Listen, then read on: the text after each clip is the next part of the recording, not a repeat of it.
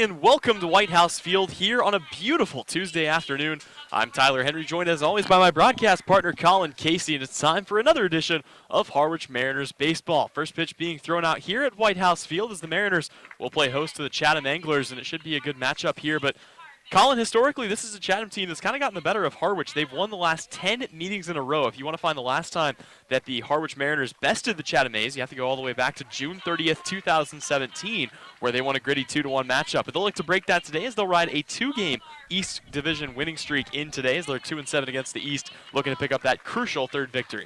And not only is Chatham a tough opponent for the Mariners historically, but they've been a tough opponent for pretty much everybody lately, winning 7 of their last 10 ball games. They've kind of shown that they're a serious contender coming out of the East to maybe represent that Eastern Division in the championship series. But, you know, the Mariners, coming off a victory, and they've been playing pretty well. It's actually 3 of their last 4 that they've won now, including that doubleheader sweep against Wareham a couple of days ago. So Mariners coming off a big East win. They've won back-to-back games against the East, and they got a guy on the mound in Connor McCullough who's looked pretty good in a small sample size. Chatham comes in today at 15-8-1. They are sitting atop the East. Harwich technically down in the basement at 11-13, although they are just 1 point or a half a game behind the Brewster Whitecaps and a full game behind the Orleans Firebirds, who come into their game today on a 6-game losing streak. Unprecedented type of baseball being played right now by the Orleans Firebirds. Chatham and Harwich, the 2 best pitching staffs in the league, at least if you're looking at ERA. And for the Harwich Mariners, they will be throwing Connor McCullough today, who quietly, Colin, has been putting together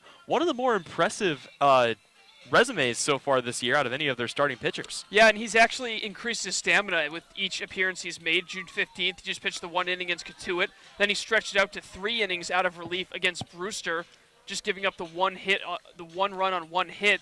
And then a really good outing against Chatham on July 2nd, where he got a no decision going 4 1/3 innings, giving up 1 unearned run on 2 hits while striking out 5. So this is a guy who's familiar with the Anglers lineup, and he'll try to have another good game and maybe some better defense behind him in this one. Let's see what the lineup is he'll be facing today. It'll be a tough one for the Chatham A's, as starting off for them will be Cooper Davis playing in center field and hitting first. Then Anthony Villar, the second baseman. Jamal O'Gwyn out in left. Ben Ramirez, the shortstop. Caden Polkovich, the DH. Today, Adam Terrell is at first. Third baseman, Jorge Arenas. Right fielder, Kendrick Caliu, and catcher Brady Smith. So it'll be Cooper Davis standing in now. He'll step in from the right side, and McCullough is ready with the first pitch, and really quickly as McCullough comes from the windup and delivers. This one's actually going to be taken to second, diving there and making the catch, throwing on to first, and it's going to get past the first baseman in Kavadis, and they can't locate the ball. It rolls all the way back to Winkle, so a wild play here to start this one off. I was going to mention, though, that we are on a radio broadcast today, and that is because the Fox College Sports has taken over the day's game. They're up in the press box, and if you want to catch the video, you can catch it right there. So Cooper Davis reaches first on a bizarre first play to start this one off, Colin. Yeah, and it's actually going to be a base hit that they're going to give Davis, and I don't blame him. Hal Hughes had to go a really long way to try to make an attempt at that ball. Didn't make a great throw, but by that point, it looked like Davis was going to be in safely, beating out an infield single. So that brings up Anthony Villar with a runner on first, and he will dig in. Another lefty to start things off. Fouls the first pitch back, and let's set the defense for the Harwich Mariners. It's a little out of order today. Pat Winkle will get the start behind the dish. Nico Kavadis in his usual spot over at first, but Hal Hughes, who came up with that play, was actually at second base. That's where he'll be playing today. Dylan Noisy at short. Corey Acton takes over third. Cabrera moves from right to left. Joey Weimer takes over in center, and Mike Ludwig out in right. McCullough will throw a little pickoff move over to first, and nothing doing there as Cooper Davis slides back in. So, yeah, it went to Hughes. He overthrew Kavadis at first, and it rolled all the way back to Winkle, but Davis unable to move up. McCullough now working out of the stretch here very quickly, and he will step off the rubber. Looks a little uncomfortable out there, but you mentioned Colin. He's been going deeper and deeper into every start, and he comes in here. He has pitched a reasonable amount of innings. He's given up just the 2 hits, 1 run. It was not earned. Another pickoff move, nothing doing there. And as he approaches that 9-inning mark, his numbers per 9 as of right now are looking like they'll be pretty good. Could be in a position where he's averaging just 1 earned run per 9 innings. Still looking for his first win as the 0-1 pitch is going to be, well, looked like it was just in there, but disagreeing is home plate umpire Joe Caruco, and it's a 1-1 count here to start the inning off. It's first responders night here at White House Field, so a really good crowd on hand coming out to support their local firefighters, police officers, and EMTs. 1-1 pitch is fouled away. Yep, pretty good turnout at White House Field, which always makes for some interesting ball games. Had a really good turnout the last time these two met. That game coming back on July 2nd in a game where Harwich would take an early 2-0 lead and then slowly have it erode away and turn into a 3-2 loss. So Chatham has gotten the better of Harwich twice this season. Harwich looking to change their fortune. Villar stands in, the 1-2 pitch, swung on and fighting off another one, this time taking it into the Chatham dugout is Anthony Villar. Small sample size for Cooper Davis, but he does have a steal in just 6 at-bats now in the season, so wouldn't be surprised if we saw him in motion at some point this inning. So Villar with another 1-2. That one's going to miss high and inside. And, of course, a fastball and a splitter for Connor McCullough. Just the 2 pitches, although he may be developing a third here in the Cape. A lot of guys like to work on an additional pitch during their time in this league.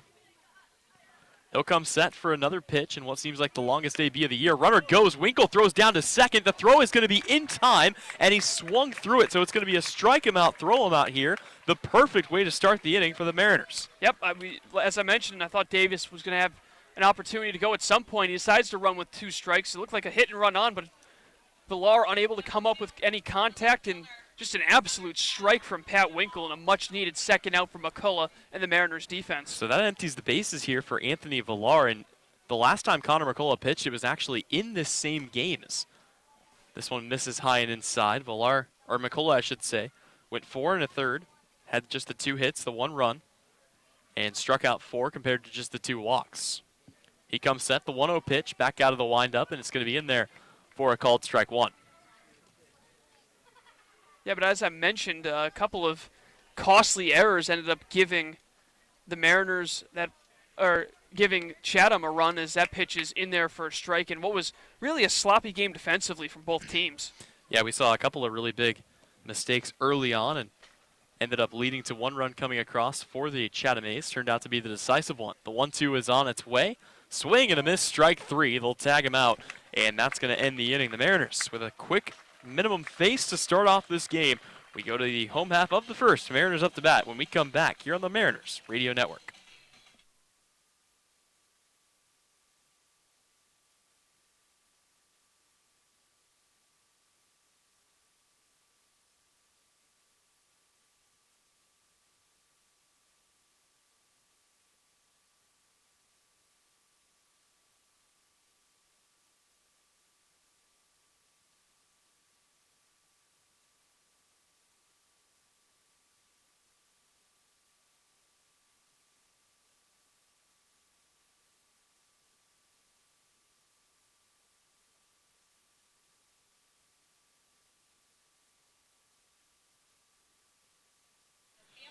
Welcome back to the ballpark. Tyler Henry, Colin Casey as we head to the home half of the first inning. Harwich will come out to bat, and Colin, they're going to have a tough task of their own as the Chatham A's will be throwing Zarian Sharp today, who has been one of the better pitchers on this Chatham A's staff. On the entire team, he's the most highly touted player that they have, and he is going to feature 4 pitches, a fastball, a curveball, a changeup, and a nasty slider. It's going to be a tall task for Mariners hitters today. It certainly will be, but at least the Mariners are kind of in a position right now where they've been playing some of their best baseball offensively all season long. You had the 13-run outburst against Wareham a couple of days ago. Only 4 runs yesterday, but Tyler, they really did a great job of getting runners on base and capitalizing with guys in scoring position. That was what made the difference in what was a pretty close game from start to finish between them and the YD Red Sox. Yeah, it seems like Harwich is finally putting the pieces together and finding ways to bring the runners they've gotten on base all season long across home to put the points up on the board. So for the Mariners, let's take a look at the lineup. Leading things off and playing in center today is Joey Weimer. Daniel Cabrera hits second and plays left. Christian Fedko, your DH, is hitting in the 3-hole. Cleaning things up is the first baseman Nico Kavadis. Right fielder Mike Ludwig in the 5-hole. Pat Winkle at catcher. Dylan Noisy at short. Corey Acton at third. And Hal Hughes hitting ninth and playing second base. So Joey Weimer, who is riding a 10-game hitting streak of his own into today's game in home games. He is on a 10-game hit streak, and he will lead things off here for the Mariners on First Responders Night. Yeah, when I saw that stat about Weimer having that hit streak, I really didn't think about it, but when you go back and look at every single game, it seems like all the huge games that Joey Weimer has is right here at White House Field, so he'll look to continue that streak, and he's been a big reason why the Mariners have a solid record at home at 7-5. Yep, 7-5 at home, and the other impressive stat for them, 9-6 against the West this year. They're Just 2-7 against the East, but hoping to improve that here. So Weimer will dig in. First pitch is going to be a fastball that misses high and away for ball 1. Zarian Sharp out of UNC Wilmington from Greenville, North Carolina. So a local product as the first pitch is going to be, or the second pitch I should say, is in there for a called strike on the outer half. And you know what I just realized, Tyler, is actually the Mariners have only lost one game against the West at home this season. That was against Bourne. Of all teams, the team trying to leave the door open for the Hyannis Harbor Hawks right now in the West. So Sharp will deliver the 1-1. That one's going to miss just off the plate there, and Weimer has a 2-1 count on him here. Although they definitely had quite the game yesterday. Jackson Greer leading them to, I believe, a 14-0 victory.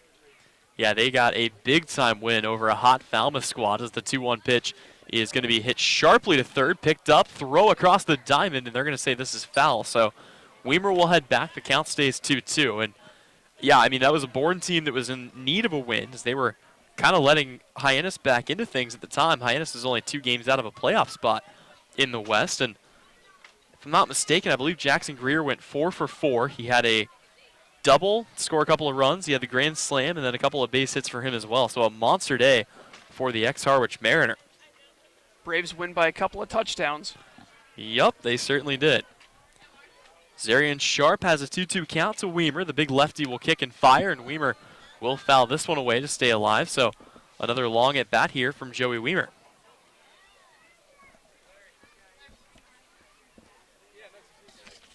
It's the first time we've seen Joey Weimer get the start out in center field in quite some time, as that's kind of been Max Marshock or Jacob Hurtubise, even Dylan Noisy's spot.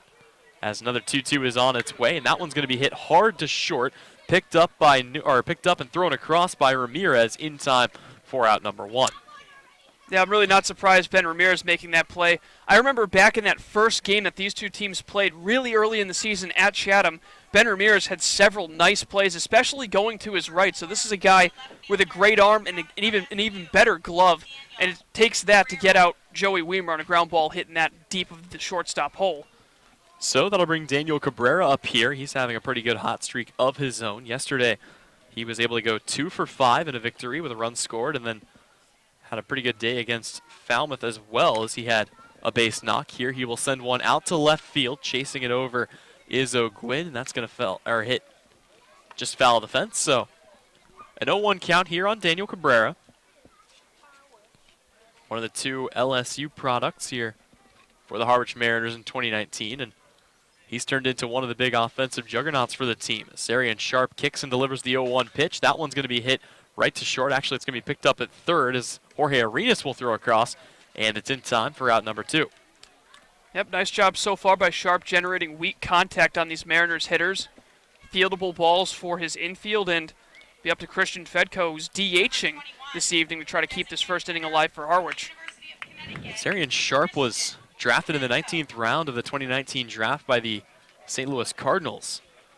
He was actually able to toss 5 1/3 shutout innings in a win against Arizona State of all teams on March 10th, and made just 5 starts before suffering an injury and missing the rest of his season. So this isn't quite a rehab assignment for him, but a good chance to get some reps here. The first pitch to Fedko is going to be off speed. That'll miss off the plate, but actually they're going to say it's in there for strike 1, just on the outer half of the black.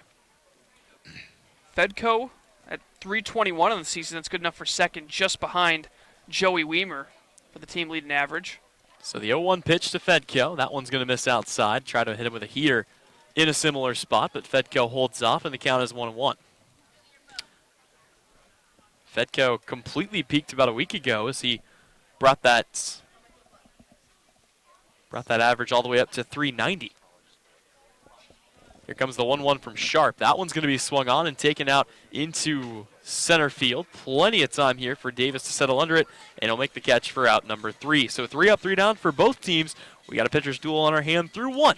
After this, the Harwich Mariners will come back in the field here on the Harwich Mariners Radio Network.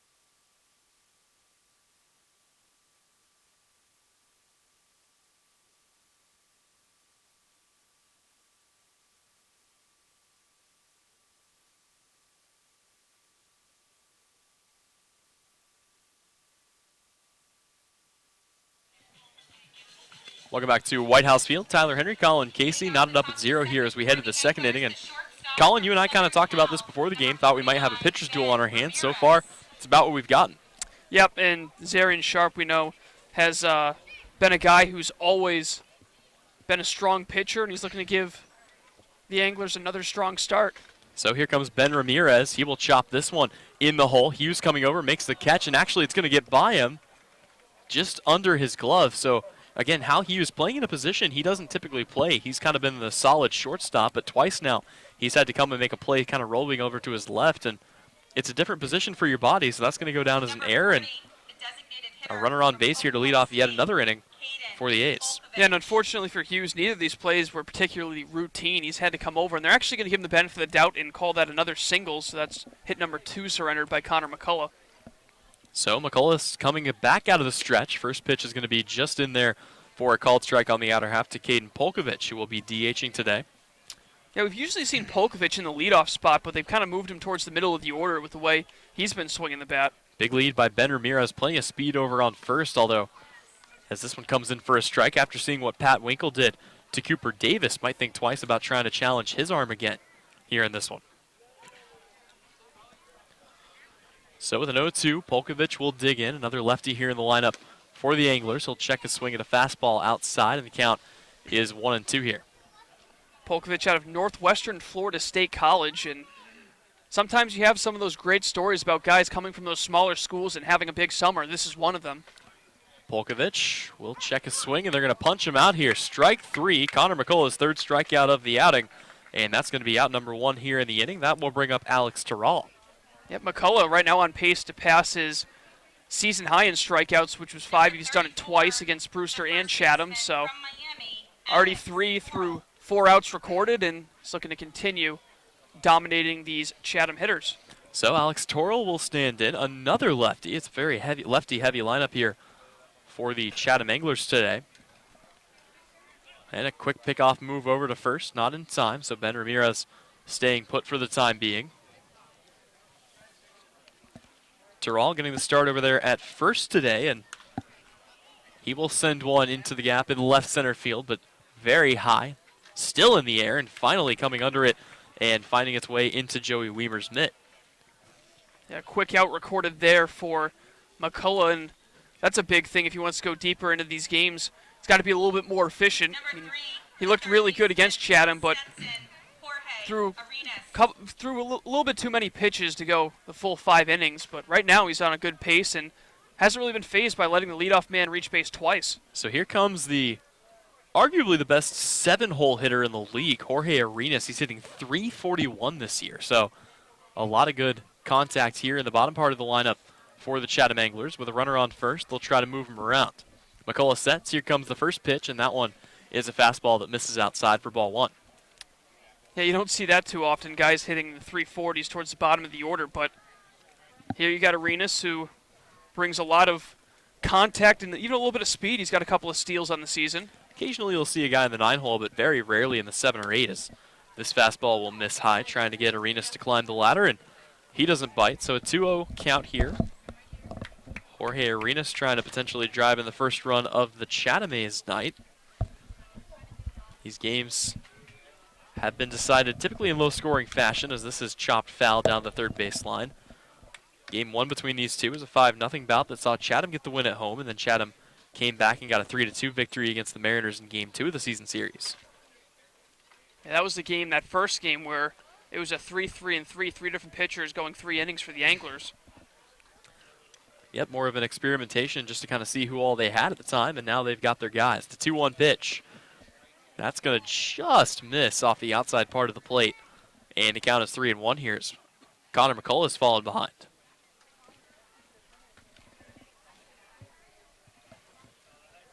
So the green light's on here for Arenas. Here comes the 3-1 pitch, and he will check his swing, leave that one in there. And it's full count. Arenas with Stetson last year, 59 games, .268 batting average, 4 homers and 38 RBI. So he's been able to raise that batting average this summer. Here comes the payoff pitch. Runner takes off. It's going to be chopped to short, picked up, and the throw across is going to be in time for out number 3 by Dylan Noisy. So once again, a leadoff runner comes on base for the Chatham Anglers, but nothing doing for them. We go to the home half of the second. More Harwich Mariners baseball coming up after this here on the Mariners Radio Network.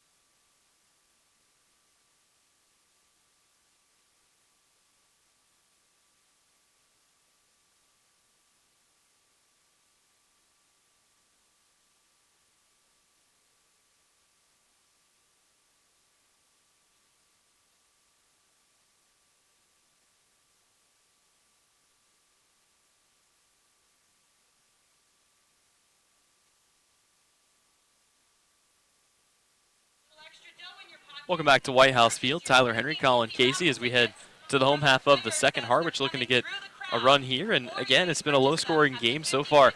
Just 2 hits, both of them coming from Chatham on the leadoff man, but both times Harwich was able to get out of it.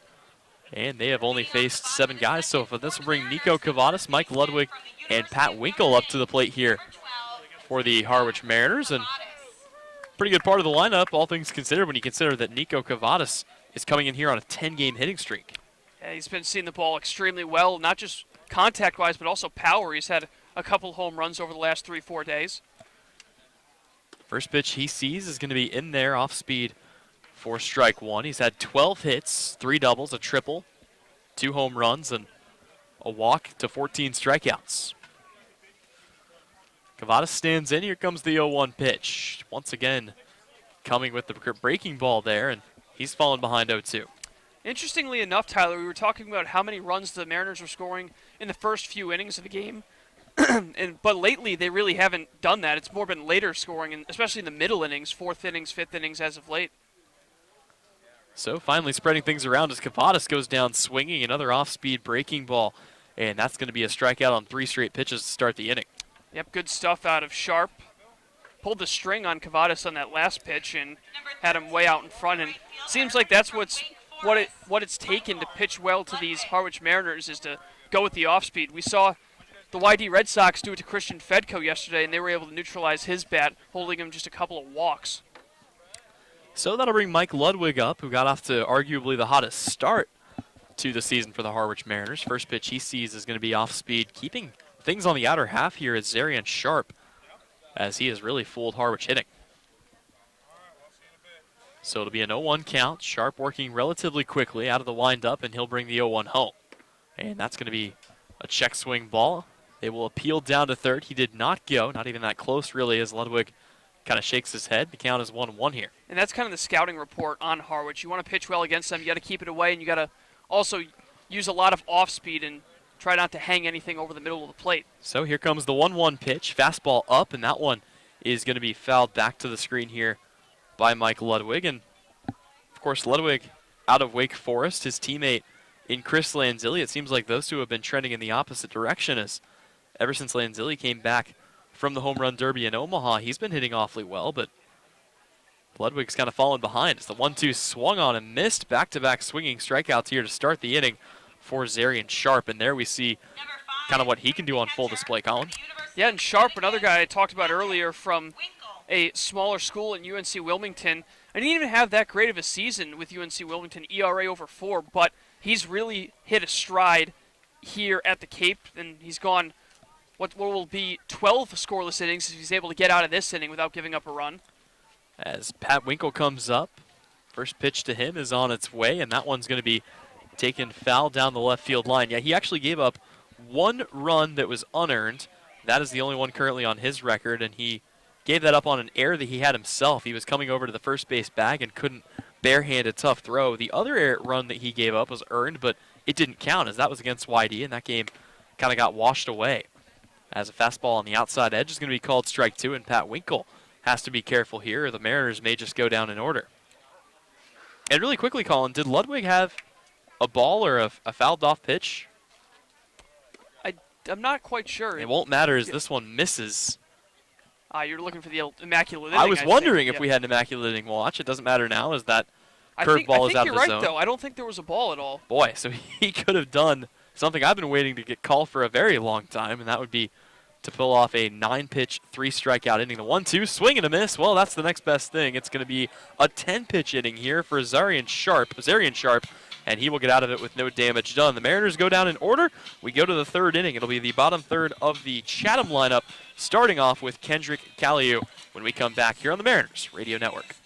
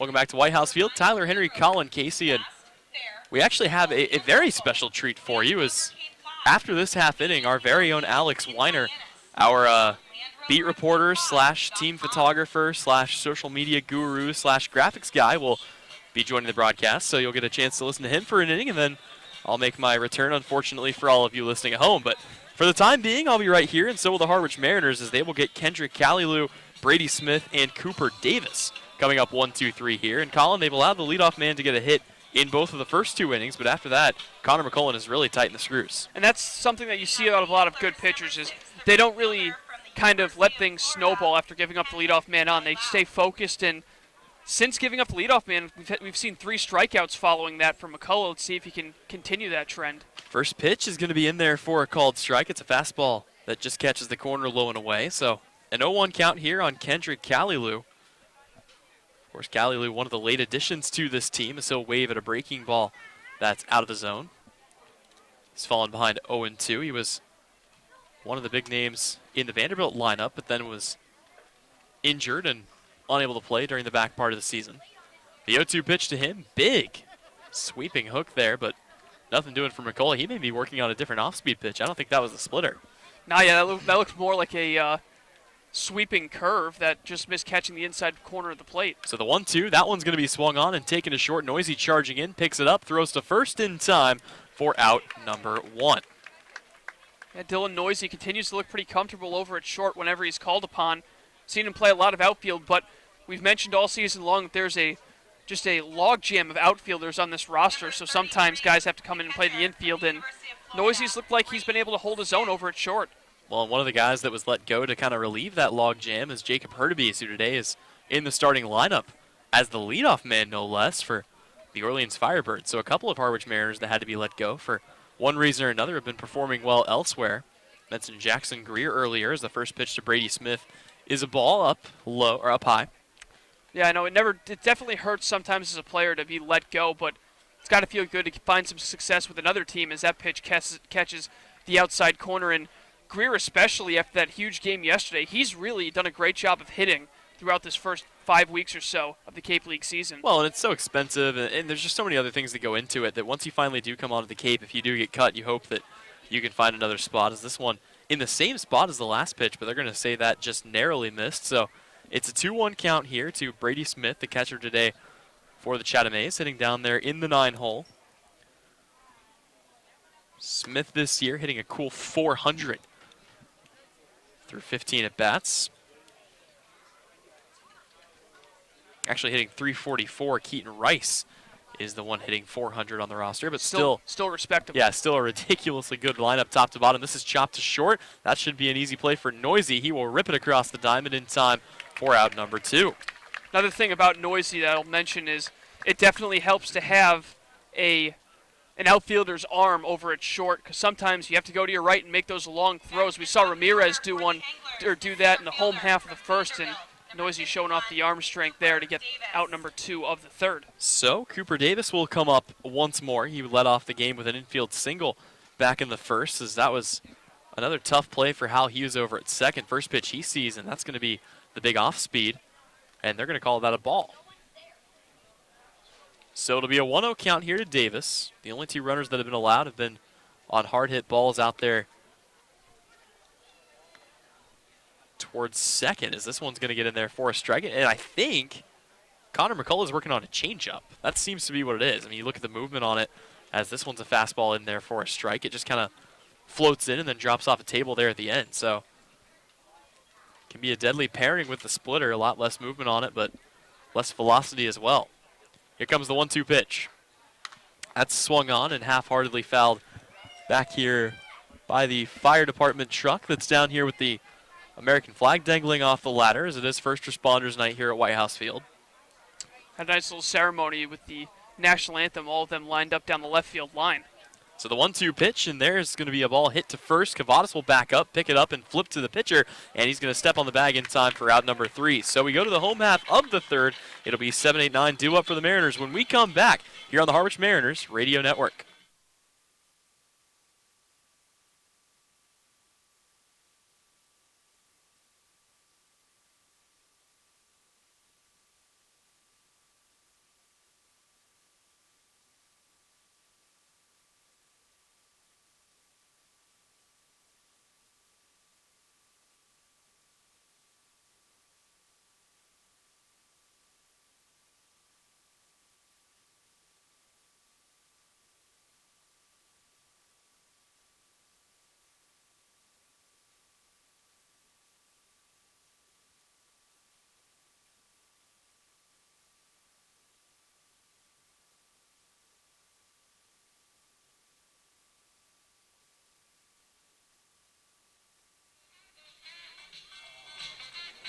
And welcome back to White House Field. We are scoreless through 2.5, Mariners and the Chatham Anglers. And just a quick reminder that this game is brought to you in part by Curry College. Earn a bachelor's or master's degree, complete a certificate, or take a single course through the Division of Continuing Education and Graduate Studies at Curry College. Classes run days, evenings, and even weekends in Milton and Plymouth. To learn more about programs in business, criminal justice, education, nursing, and more, visit curry.edu. And as we enter the home half of the third inning, I'm going to turn it over to Alex Weiner for the first time. And Alex, welcome to the broadcast booth. And, well, floor is yours. All right, the summer debut. So welcome in everybody here to the bottom of the third inning, where Dylan Noisy of Texas Tech will lead it off against Sharp, the pitcher from Chatham. Gorgeous night for baseball, absolutely. It's been pretty good weather overall for the last about a week and a half or so. And so certainly getting in all the games. Yesterday they had the makeup game as the first pitch to Noisy is fouled off into the backstop. So they got that game out of the way. Hopefully the weather continues towards next Monday, where they have another makeup against YD. And so then they can hopefully maybe get a little bit of a break during the All-Star break. Certainly been a lot warmer as well, I can tell you that much. Been really hot over the last couple of days. Here comes the second pitch to Noisy. This one's sliced over to the right side, but it'll hook foul, and the count is quickly 0-2. Yeah, Sharp continues to get ahead on these hitters. He's struck out the side back in the second. He's looking to make it 4 consecutive strikeouts and 7 consecutive batters to lead off the game. Yeah, this is a guy who has done just an impressive job as far as striking out opponents. He has 14 strikeouts through 10 innings entering tonight, and that clip has certainly gone up. The next 0-2 pitch is fouled off behind the backstop, so Noisy staying alive here against Sharp. Quick start for the Brewster Whitecaps as they take a 2-0 lead over Orleans, who's trying to avoid losing what I believe would be their 7th consecutive game. Yeah, for that game, this is kind of a win-win if you're Harwich, because if Orleans loses and you can get a win tonight, then that certainly helps your stock. But if Brewster also loses and you can get a win tonight, it helps your stock. Next pitch to Noisy is a breaking ball towards the outside corner, but is not hit, so it is a 1-2 count. And another thing I've noticed is Sharp's control has been immaculate. Even when he's missing his spots in good spots, not over the middle of the plate. It's either just off the corner or just inside. Well, that was a tremendous 0-2 pitch, and here comes the 1-2. This one's low in the zone, but fouled off once again over to the right side. So Noisy doing a good job of staying alive here because timing is a little bit off. He's a bit late to these pitches, but he's able to get the bat on it, and let's see what Sharp has in store here. It's a 1-2 count. Still nothing here, bottom of the third inning. Harwich looking for its first hit. Next pitch, Noisy is a fastball on the inside. Noisy ducks out of the way, and the count is evened up at 2. And not much success from the first time through the order for at least the top 6 hitters, but it seems like the Mariners have done a good job on their second time through over the last 2-3 games. The offense has picked up a little bit. Next pitch to Noisy, and this one's a wild one. It's in the dirt, breaking ball. Get all the way back to the backstop. So the count is now full, so an excellent job here by Noisy to kind of stay in this at-bat and force Sharp to throw more pitches. This could really be beneficial down the road.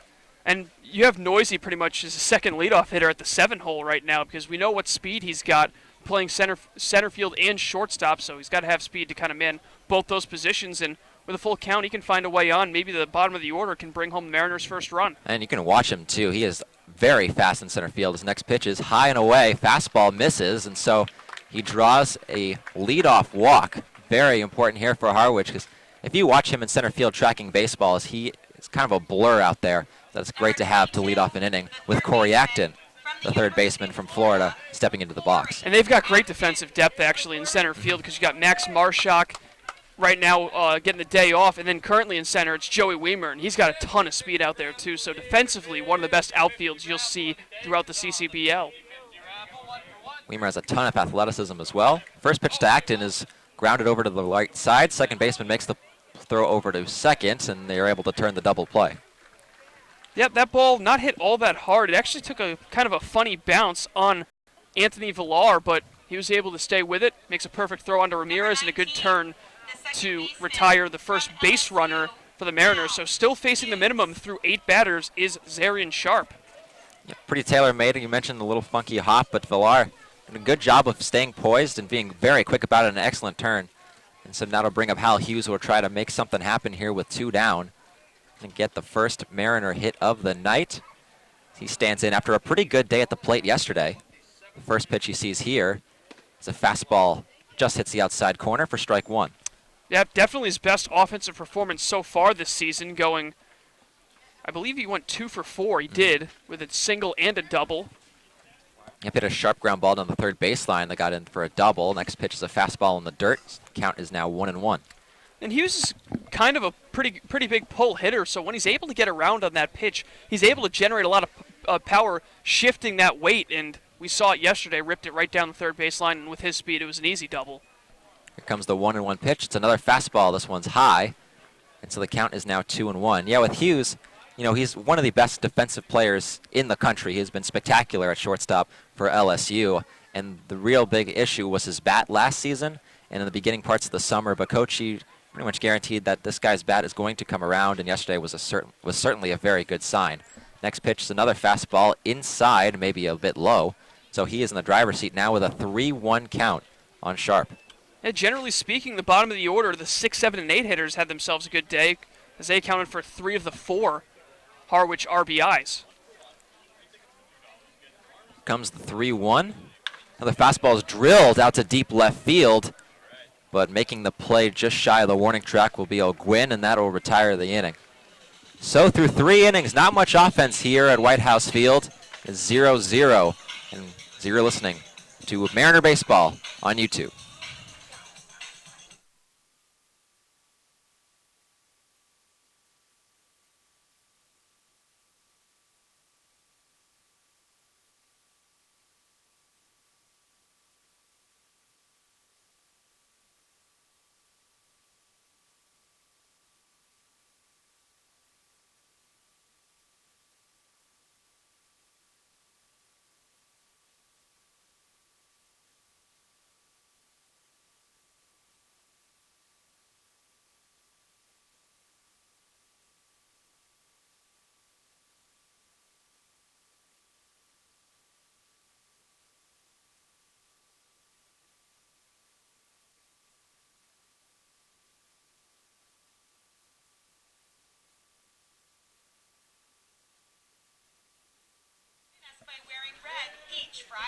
Chatham and Harwich scoreless after 3 innings of play from White House Field, and just 2 hits for Chatham. They actually had the leadoff man on in the first and second via hits, but so far, Alex, not a ton happening from the offensive standpoint for either ball club. Yeah, no, it's been a slow start from both clubs, and for Harwich, it's a bit, different than usual. They're usually a team who jumps out in front of you first. Whether or not they keep that lead is a whole other situation, but they've done a pretty good job of scoring early in ball games, so certainly a credit to Sharp that he's been able to hold this offense to not even a hit through the first kind of wave of the order.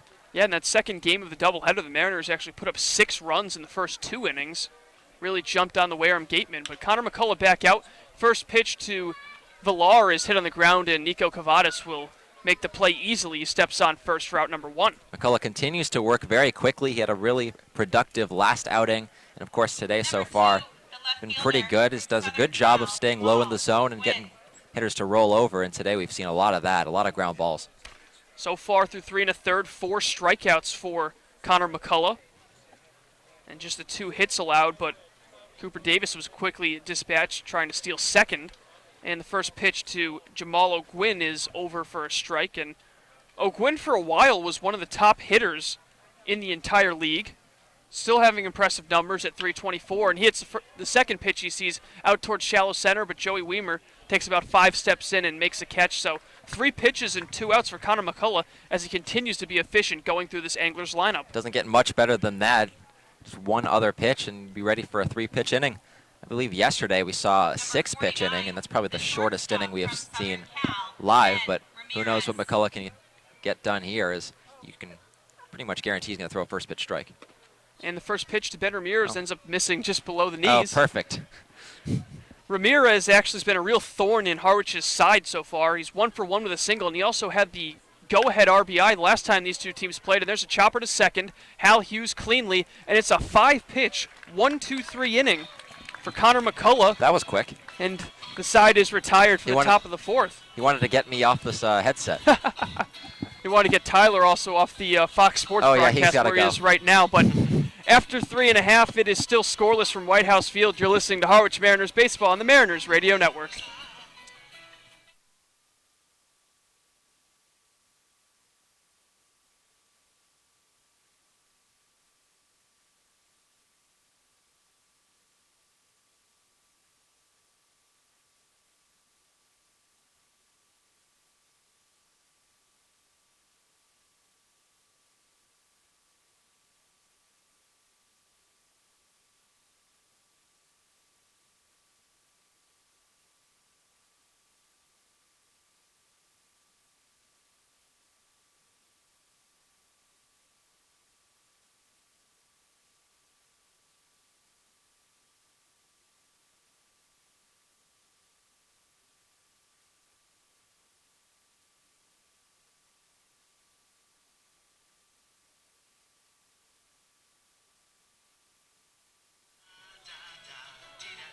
Back once again at White House Field as Zarian Sharp has faced the minimum, 9 batters and 9 retired. Just the 1 walk the first time through the order, Dylan Noisy, but he was quickly dispatched on a 4-6-3 double play last inning when Corey Acton hit a ground ball to second. And Alex, it's going to be a much different story, though, for Sharp going through the second time. He's got to face that dreaded top of the order for the Harwich Mariners. Yeah, and this, they've seen him once, and he's gotten the better of them now, and let's see if they've made any adjustments. Coach E said anything in the dugout.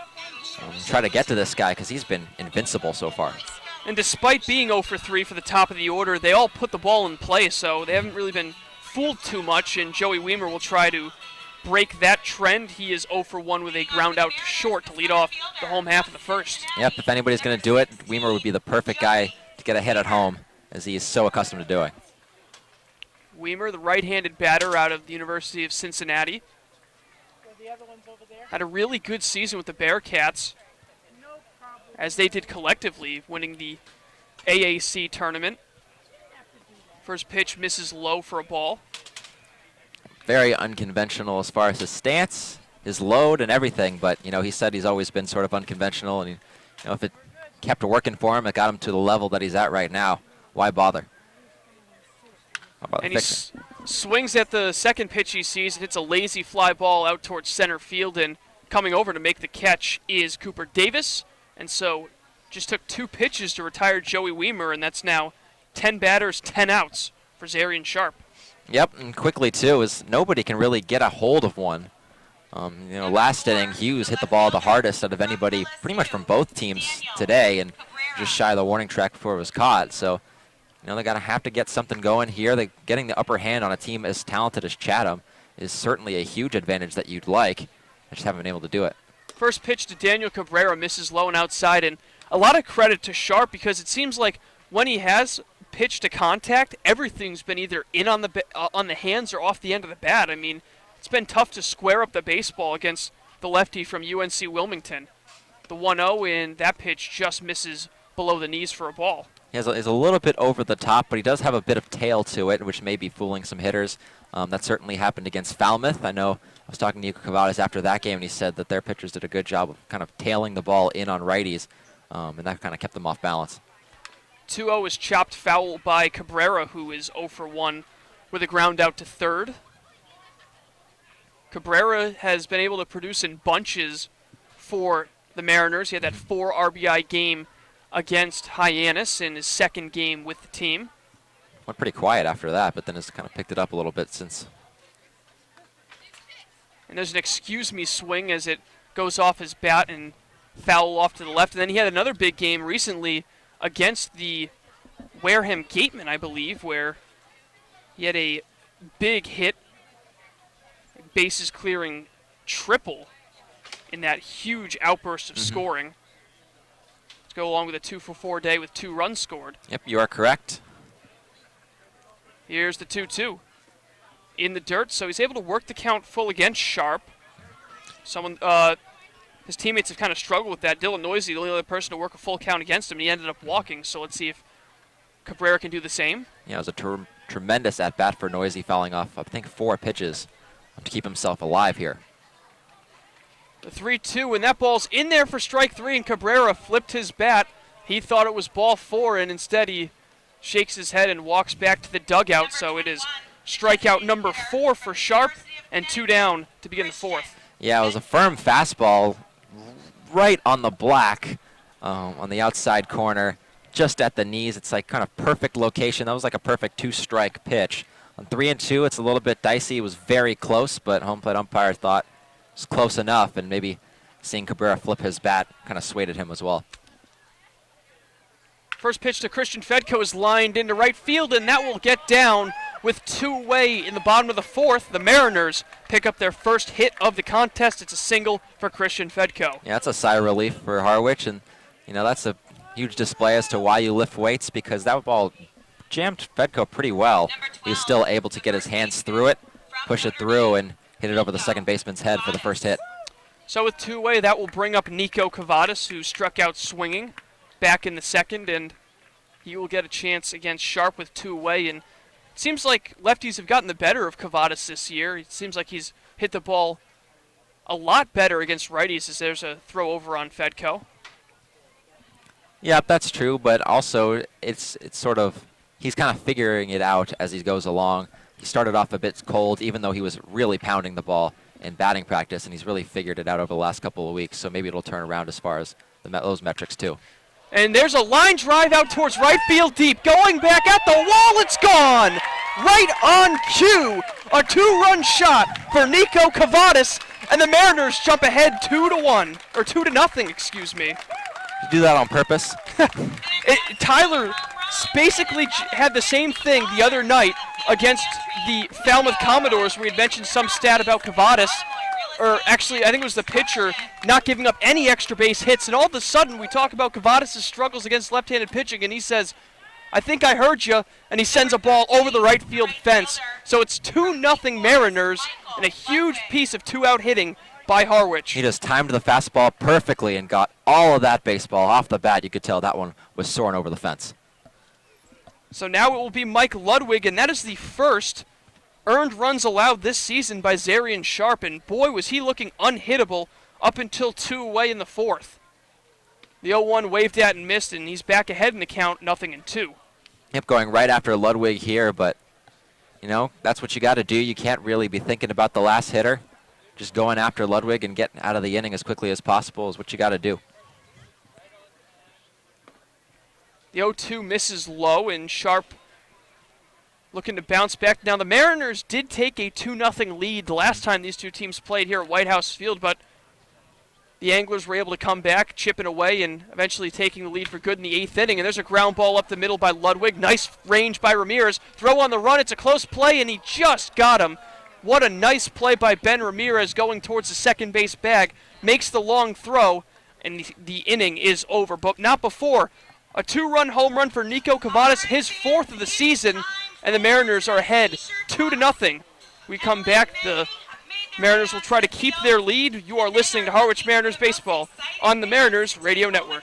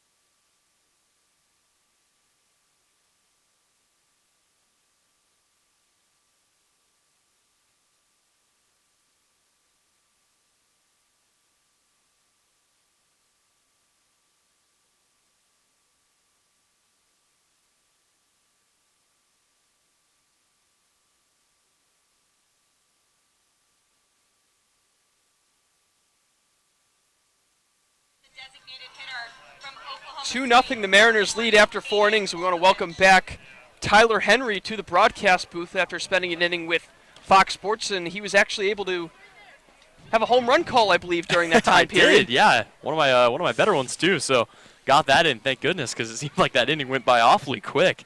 I believe a 5-pitch inning to start, or a 5-pitch half inning on the Chatham side, and then Harwich's didn't go by much slower. So the first 2 pitches do Caden Polkovich miss low. Polkovich struck out looking back in the second, and McCullough now pitching with a lead. 2-0, we got him way out in front of that one to make it 2-1.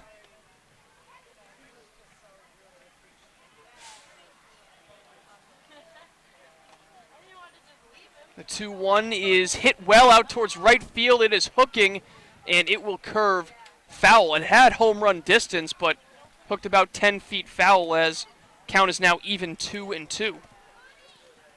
Yep, so Nico Kavadis doing what he does best, and how about that? A good way to extend your 10-game hitting streak, now 11 games, with a ball blasted over the fence. It's now 3 homers also in his last 4 games.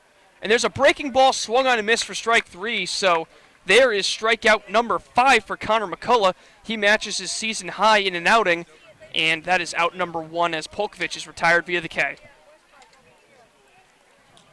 McCullough went 4 1/3 last time against Chatham with 5 strikeouts. He has equaled that now, and Tyler, he doesn't look like he's slowing down anytime soon. Yep, continuing to work very quickly and pitch to contact, which seems to be what he's done a good job of so far this year. So we'll see whether he can continue that. It's got him in some trouble at times, but still an excellent ERA on the season for McCullough. Breaking ball in there to make it 1-1 to Alex Terrell, who hit a fly ball out towards center. That was caught by Joey Weimer back in the second. He swings at this pitch and slices it foul down the left field line to make it 1-2. So he falls behind a little bit here early, but with a 1-2 count, see what Terrell can do. There's a high pop-up into shallow left.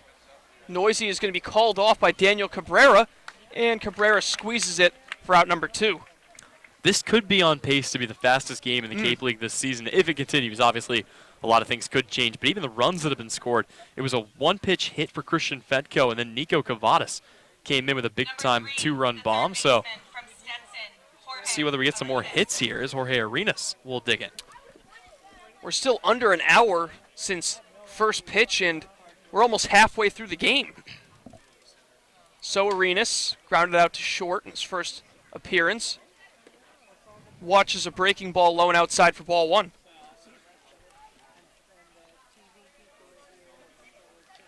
Arenas, the 21-year-old out of Stetson.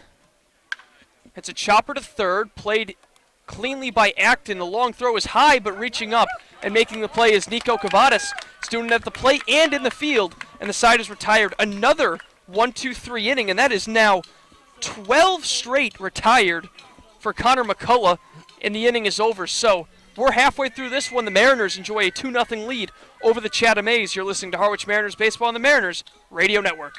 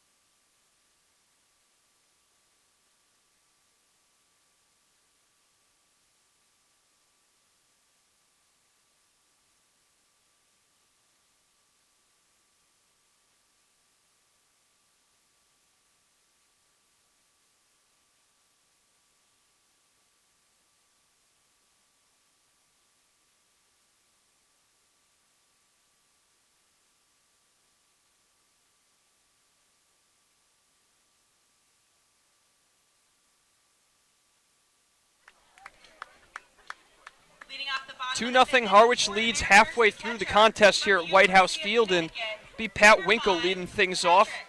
Struck out swinging in his first at-bat. Winkle was able to reach base twice yesterday, had a run scored and an RBI. The RBI a painful one as he took a ball off the arm. That was the first run of the ball game for the Harwich Mariners.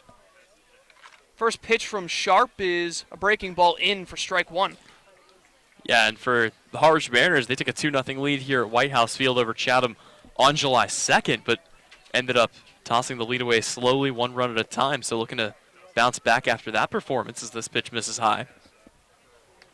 Yep, same situation, I guess, that McCullough was in with a 2-0 lead, but a little bit later into the game at this point, so Chatham going to have to get the bats going if they want a chance in this one, as Winkle fouls this ball straight back. Yep, Winkle has really come around here recently for a guy that started off his Harwich career. I believe through his first 5 games he was hitting well under 100, but he's really turned it on here late, chasing down 200 and more as the RBI scenarios keep playing out for him. A 1-2, and there's a line drive out towards center field for a base hit, so it's going to be a leadoff single for Pat Winkle as he continues to shine at the plate as of late, and that will bring up Dylan Noisy. Yep, and the Harwich bats continuing to get it done here as they got the leadoff man aboard. Noisy will stand in. He reached on a walk back in the 3rd inning, and he'll try to start something here for the Mariners with nobody out. Noisy was the first base runner of the game for the Mariners, but he was quickly retired on a 4-6-3 double play coming off the bat of Corey Acton, who stands in the on-deck circle. So Winkle standing at first. Sharp with a quick look over. Now he comes home. First pitch misses upstairs for a ball. You know, it's really cool. You kind of get a preview up there of what the guys on the field could potentially be looking at when you see the official Fox graphics coming over their name, and you got replay and everything else. These guys will, several of them, hopefully be able to enjoy those luxuries at the major league level.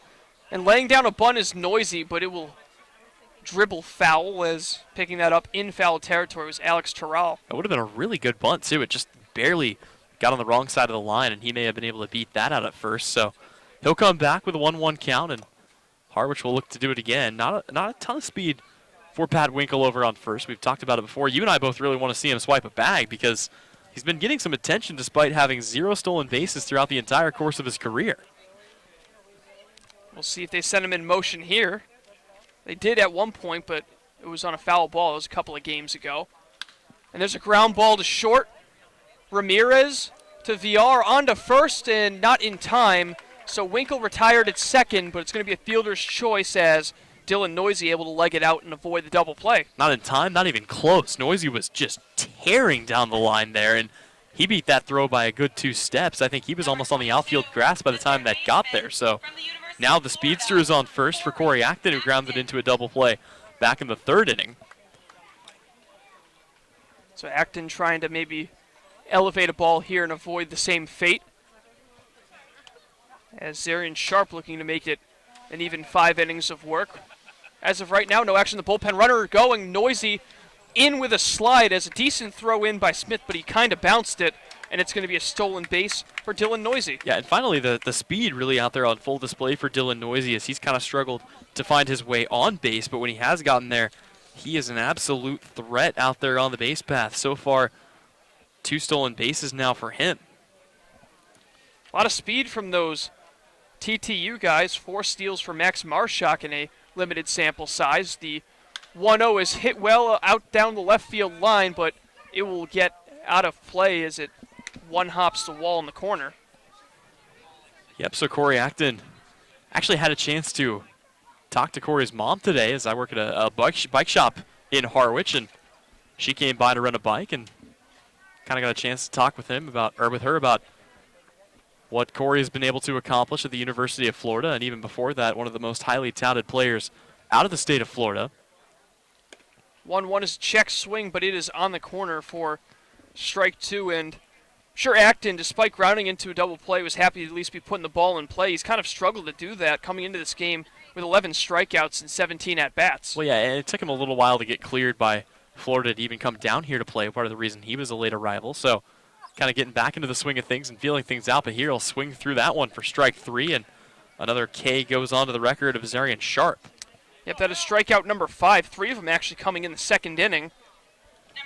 So Hal Hughes will get an opportunity with the runner in scoring position and 2 down. And Tyler, I talked with Alex about this, but Hal Hughes really saw the ball well yesterday in that win against YD. Yeah, I mean, he came into that game with, I believe, like a 160 or 181 batting average, and he's coming out of it well ahead of that as he got a couple of good knocks and really drove the ball. It wasn't the typical kind of bloop singles or hustle infield hits that we're used to seeing him hit as he bunts this one back to the screen. So, yeah, I mean, it was interesting to see him kind of square up on the ball and show what he's able to do, and he is known for his defensive ability, but he can swing the bat pretty good as well. Hughes actually made pretty decent contact back in the 3rd where he had a fly ball pretty well out towards left, but Jamal O'Gwynn was able to head back and make the play.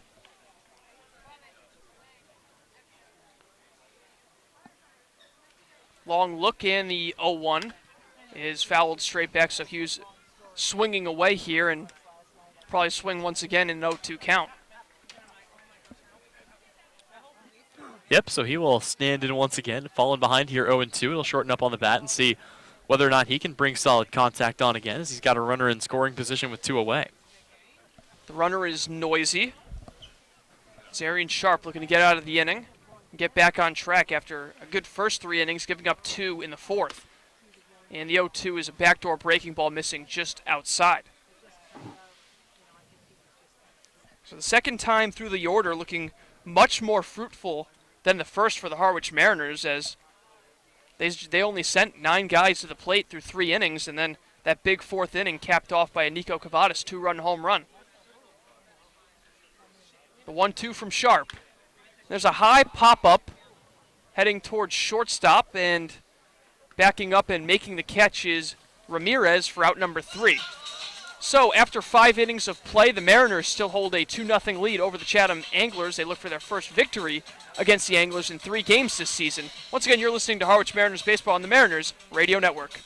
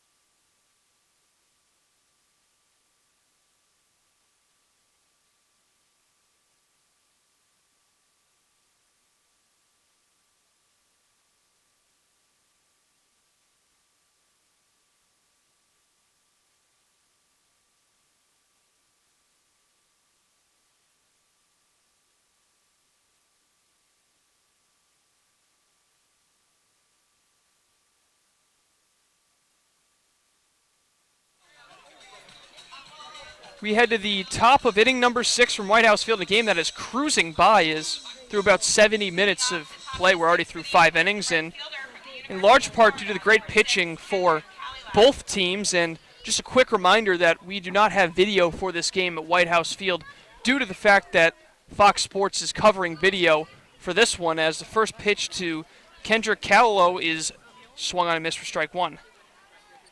Yep, so Callow will step in here with an 0-1 pitch. Here comes from McCullough, and that'll miss outside to even the count at 1-1.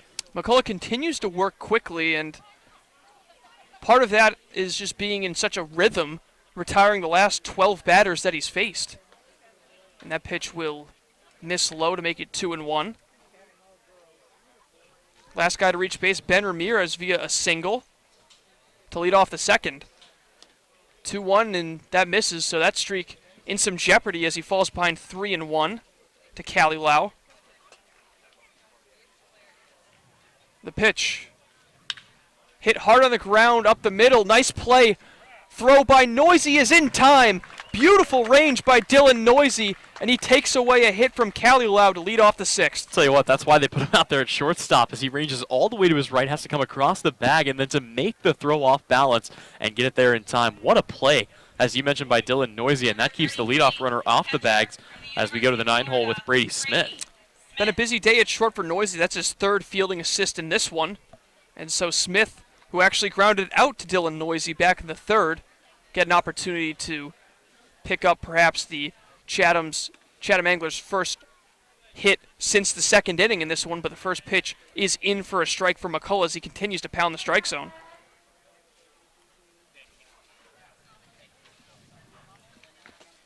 0-1 is a breaking ball way out in front for strike 2. Brady Smith, teammate of Corey Acton's at Florida, hitting .344 on the season, so just a lot of guys hitting for average up and down this Anglers lineup. McCullough's 0-2.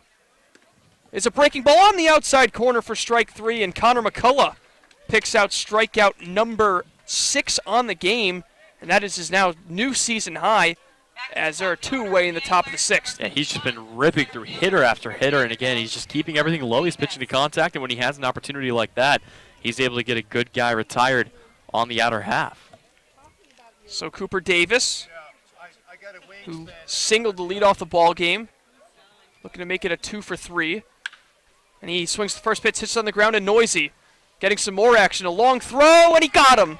Another great throw by Dylan Noisy, and the side is retired. It is 15 consecutive batters retired by Connor McCullough. We're through 5.5 from White House Field. The Mariners lead it 2-0. You're listening to Harwich Mariners Baseball on the Mariners Radio Network.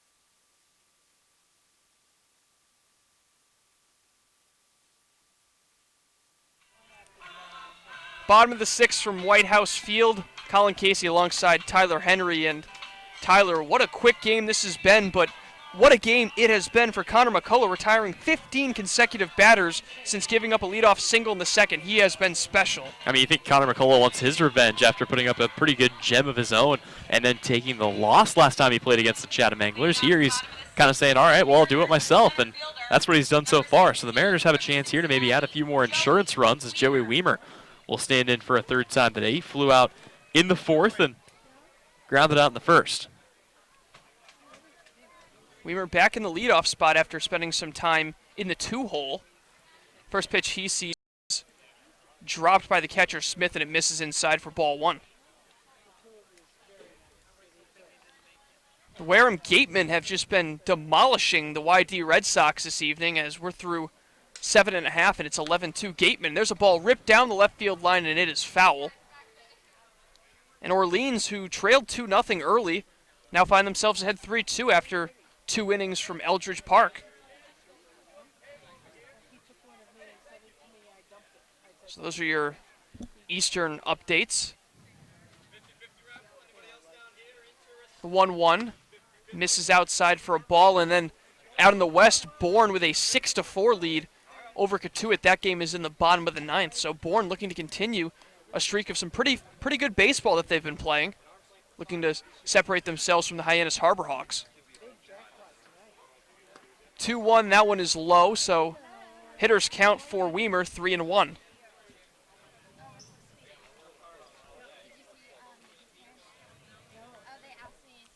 It's a new pitcher actually out there. I failed to report is Jeremy Wu Yellen, so it's the book closed on Sharp as that ball's fouled straight back.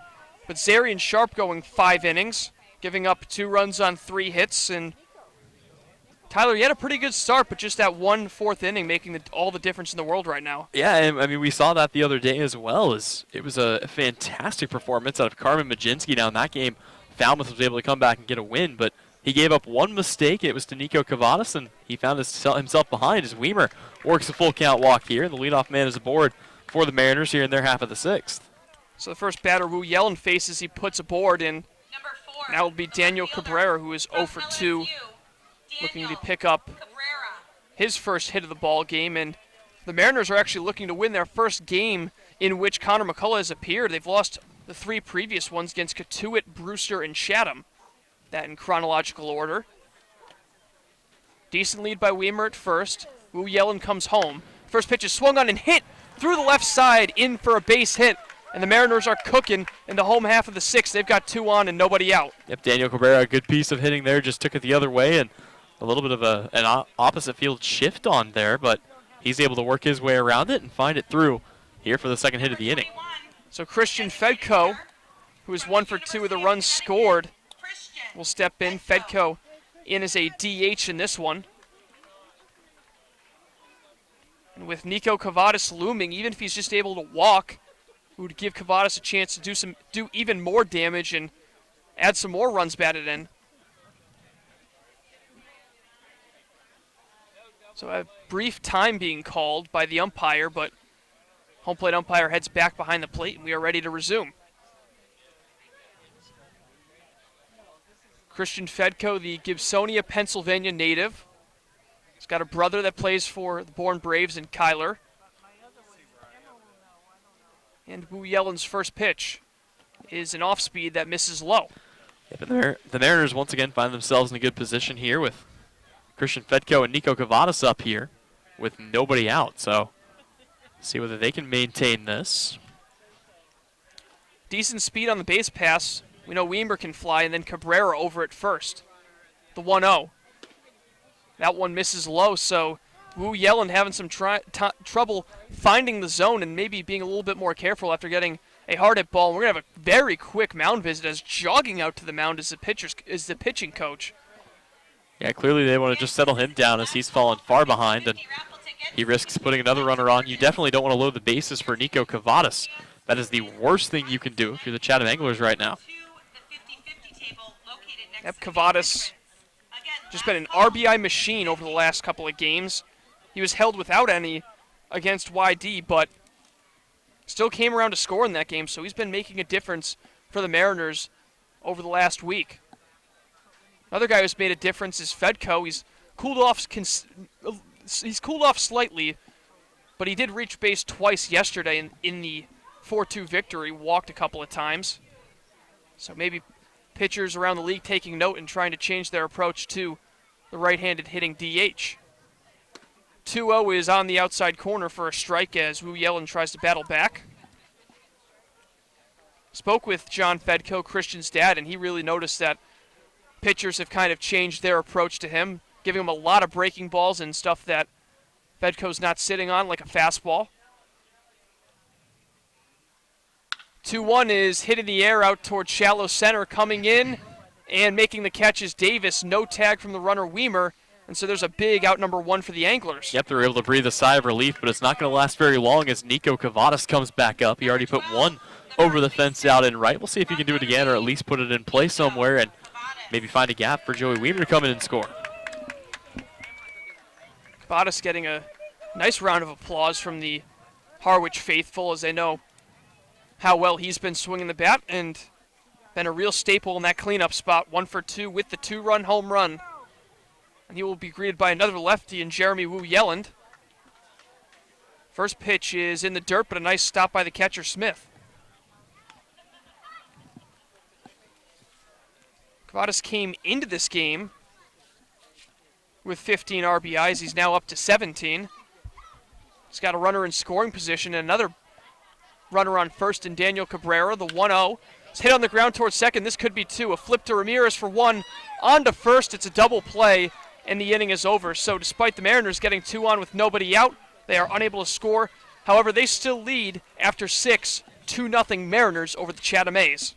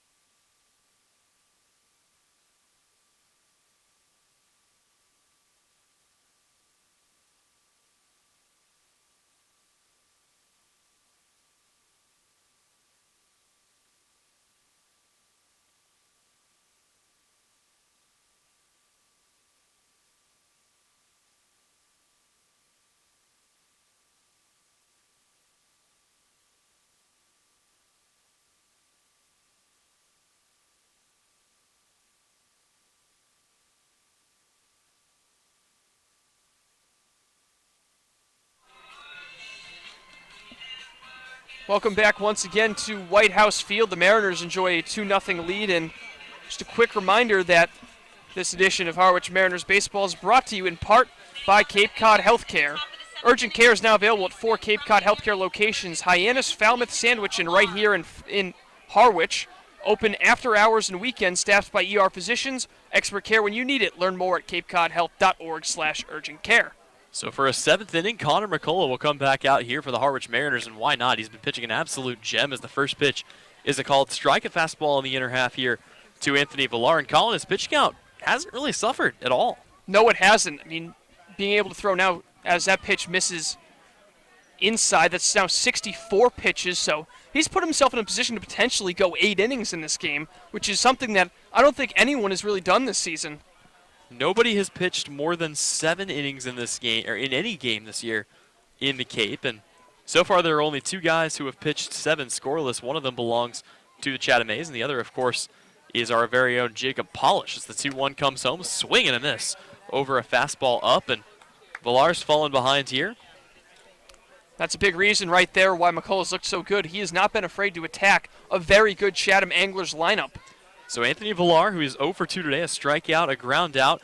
He'll check his swing, and it's going to be strikeout number 2 for Anthony Villar. The hot streak continues here for the Harwich Mariners, and Connor McCullough is on fire. 16 consecutive batters retired. I mean, it has been unbelievable the way this kid has pitched. But here comes...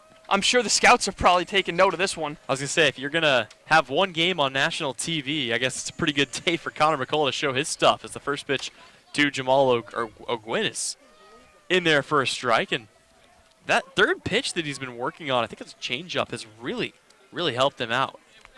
Here comes the 0-1.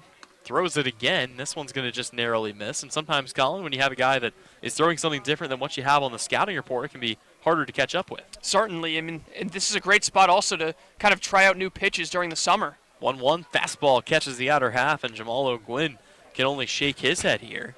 And whatever he's trying out, it's clearly working. So he's definitely been practicing, I'm sure, and he's another strike away from making it 17 straight. O'Gwyn, one of the more dangerous hitters in the lineup for Chatham. Fastball narrowly misses high and away, and the count is even at 2-2. He comes into today's game hitting a cool 324 on the year. He's got 17 RBIs as well. Him and Caden Polkovich leading in that metric as he'll swing through this for strike 3, and it's going to be another K here for Connor McCullough. And that continues to extend his season high. He's now up to 8 in the game, which previous one being 5. He did it twice, and it's just remarkable to see him just carve through one of the best lineups in the entire CCPL. And for a guy who gave up a hit to the leadoff man, he has not really looked back since, as squaring around a bunt, pulling it back, and taking strike 1 is Ben Ramirez. I don't blame him squaring around because I don't know how else these guys are going to try to make decent contact today. McCullough, the 0-1 pitch. Off speed, ripped to the right side, picked up by Hal Hughes, and they'll flip to first for out number 3. And that brings a point here. Connor McCullough becomes the 3rd pitcher in the Cape Cod League this year to pitch 7 scoreless innings. He joins Jacob Polish in that group. So we'll take a break. When we come back, Harwich looking for some insurance runs in their half of the 7th. You're listening to Harwich Baseball here on the Mariners Radio Network.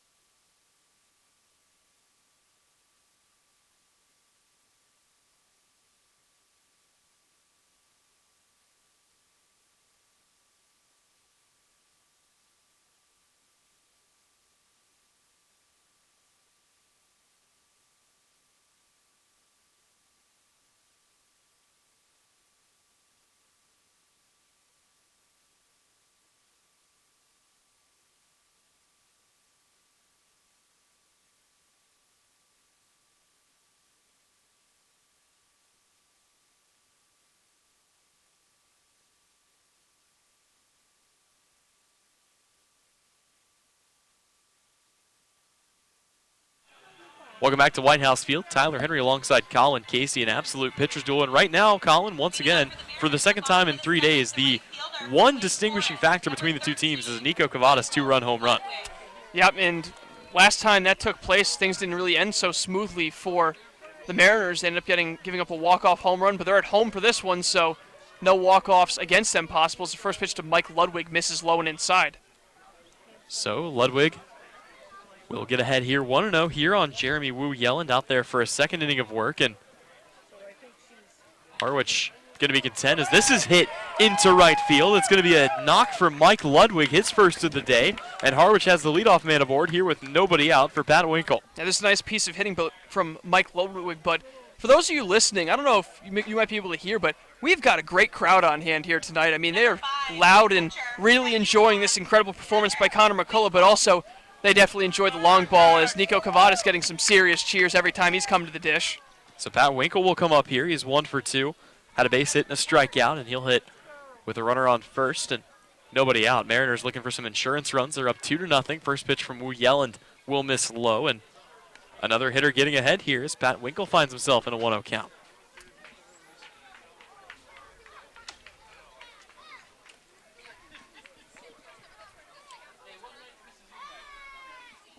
So the 1-0 pitch from Wu Yelland. It's going to be another fastball that'll miss low and away. No overwhelming velocity for Jeremy Wu Yelland, but some pretty good off-speed, we're told, and we'll see whether or not he can work that to his advantage today, trying to keep Harwich off the board.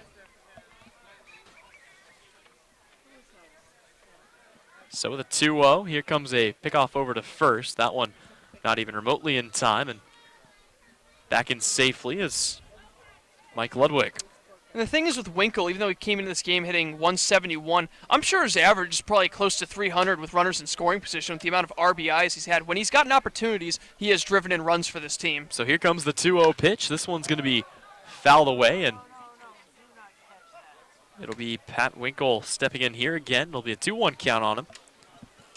And I think I feel the same way, especially as of late for Chris Lanzilli. It seems like anytime Lanzilli comes up with runners in scoring position, he's been able to capitalize, which is a welcome sign because it's something that the Mariners really struggled with early in the year.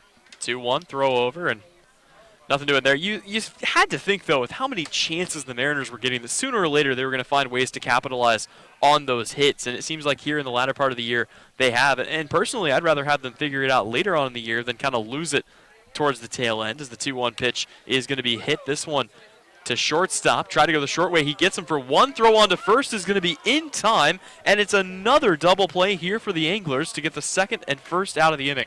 Yeah, it's actually the third double play they've turned on Harwich in this game. So say what you want about Chatham, but they've been able to, keep this a close game because of their pitching, not to be overshadowed by Connor McCullough, but a great start from Sharp, and Wu Yelland has kind of played the role of fireman, coming in and getting some shutdown innings when they need it the most.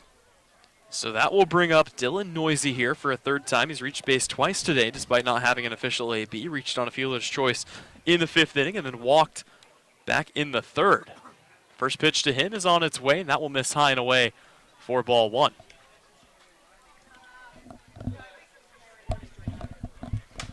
So the 1-0 count, Dylan Noisy will stand back in.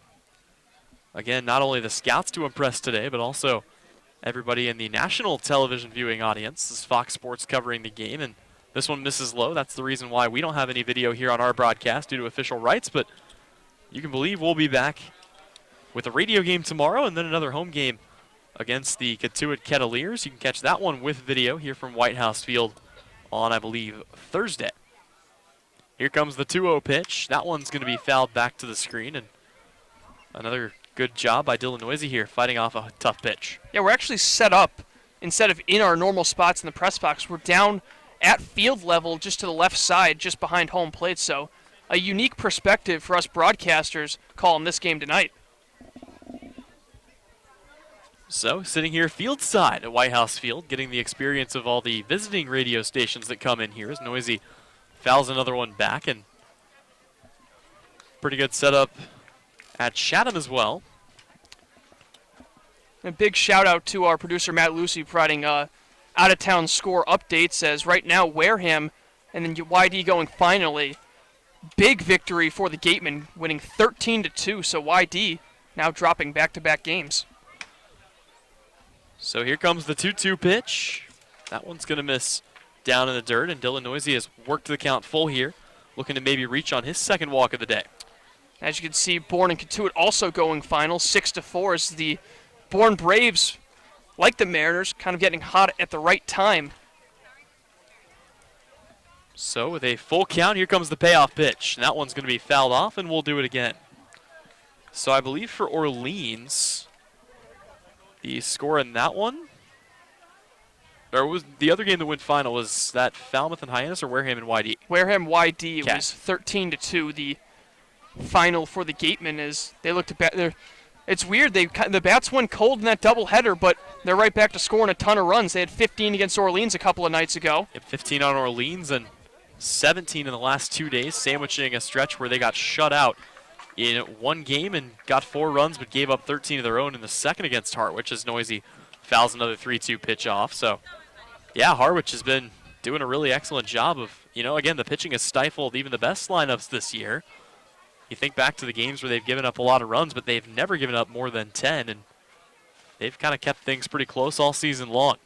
Wu Yellen still looking for a strikeout pitch. Here comes the 3-2, and that will be it as Dylan Noisy goes down on strikes. So we head to the 8th. Chatham looking for some runs here in their half when we come back. You're listening to Harwich Baseball here on the Mariners YouTube Network.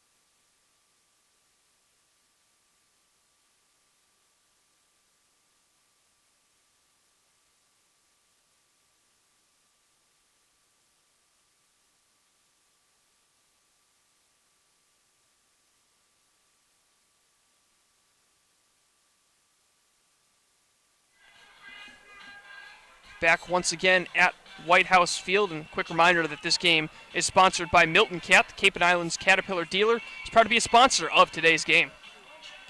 So Milton Cat, sponsor of today's game, and here we go as Chatham comes up here in the 8th inning, down to their final 6 outs, and they have not scored a run. As a matter of fact, they have not had a base runner on since the 2nd inning when Ben Ramirez reached on an infield single. And Colin, you can make the case that if Dylan Noisy is a career second baseman, has been playing that position his entire life, this could potentially be a no-hitter for Connor McCullough, but you feel like the pressure may be a little bit less for McCullough as he doesn't have to deal with that. Yeah, and to be fair, I guess, to Noisy, those were both very difficult plays to make going all the way to his right. Or Hal Hughes, sorry.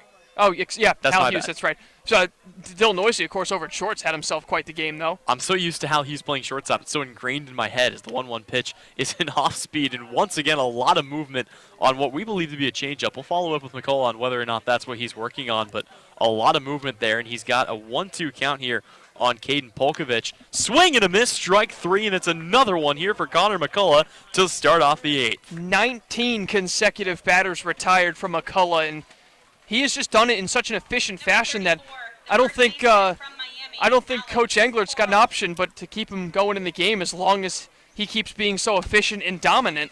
That is strikeout number 7, and his pitch count continues to stay down as he's just over 75 pitches on the day. So here comes Alex Terral, and the first pitch to him is going to be in there for a called strike. Boy, McCullough is just pounding the strike zone today. He's put 54 pitches in the little bread box. And I'm sure a lot of those were the first pitches. He's been pounding it there. This one's taking up the right side, and, well, he won't get to 20. That's going to get through, so a base runner here in Alex Terral for the Chatham A's, and that'll bring up Jorge Arenas with 1 away and 1 on.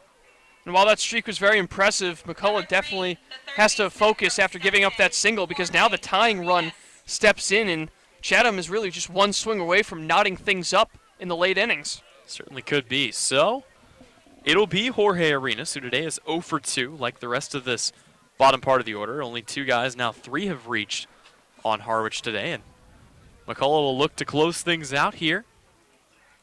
Although you get the feeling if this turns into a lengthy inning, it may be a call to the bullpen, although, again, he only needs 5 more outs to finish this one up.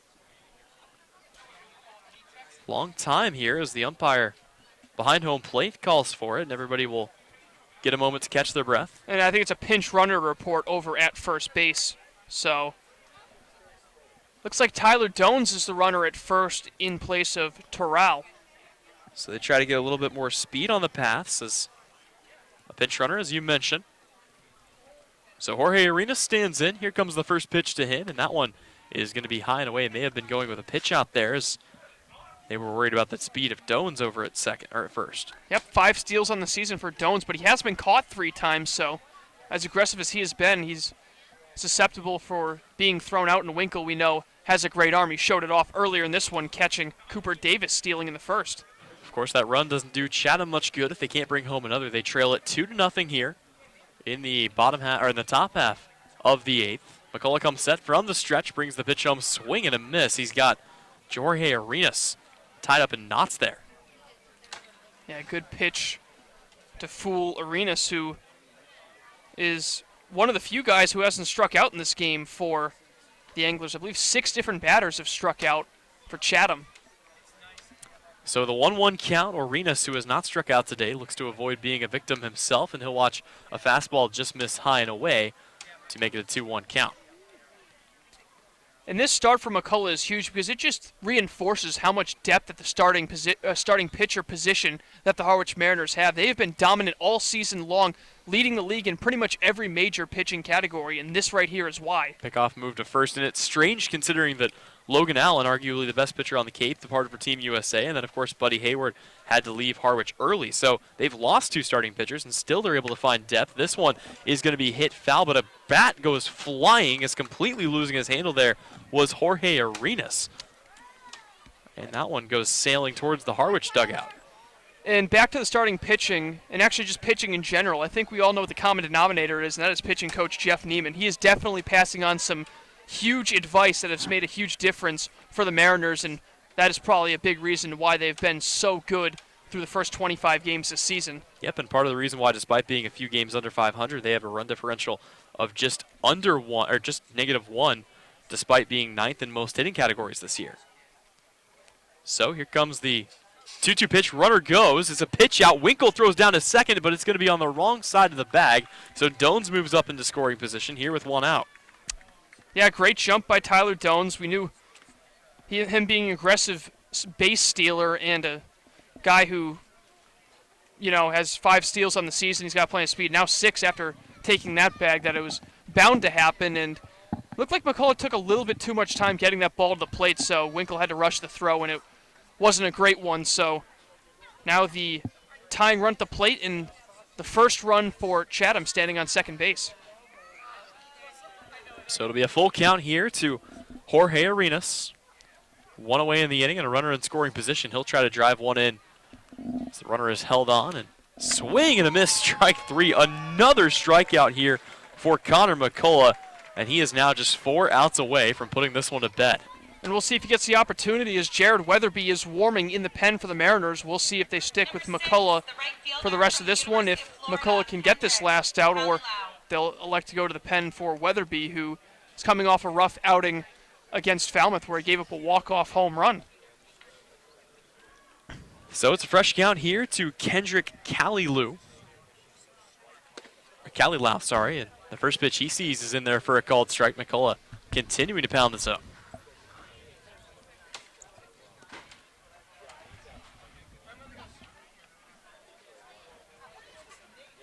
So an 0-1, here it comes. That one's going to be hit to the left side, picked up as Noisy comes in. He'll throw across to make the out, and that will end the inning. So the Mariners have just 3 more outs to get, but first they'll look for a few runs to pat on when we come back. Still 2-0 Harwich over the Chatham A's when we come back here on the Harwich Mariners Radio Network.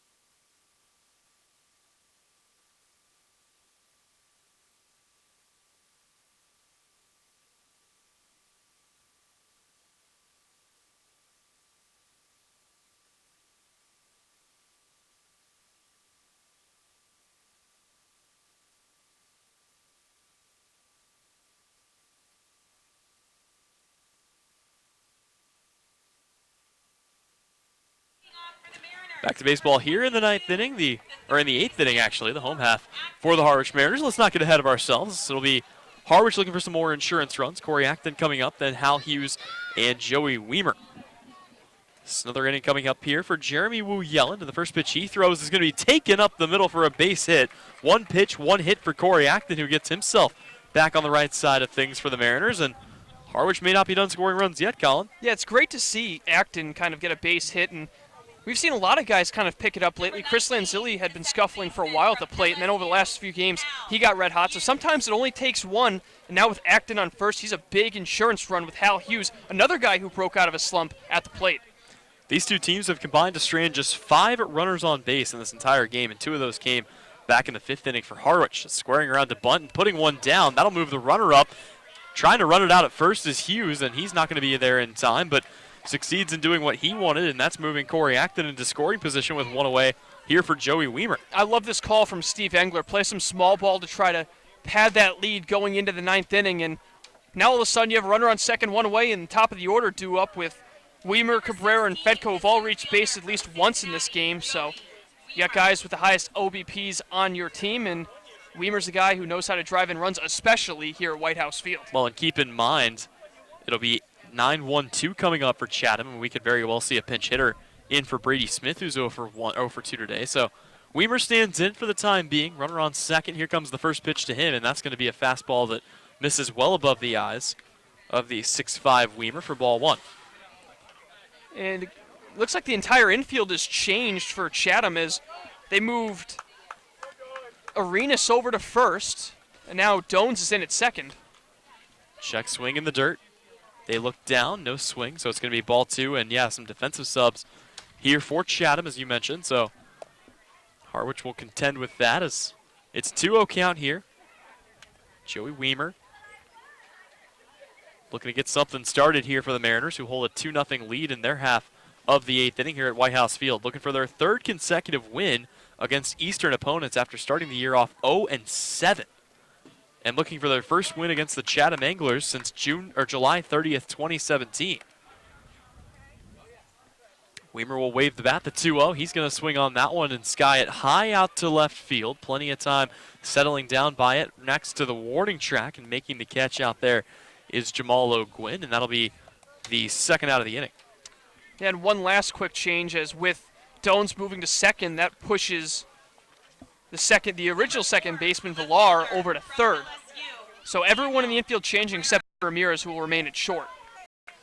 The runner in scoring position and 2 away may represent the last hitter needed for the Mariners today, as they hold a 2-0 lead, looking to close things out.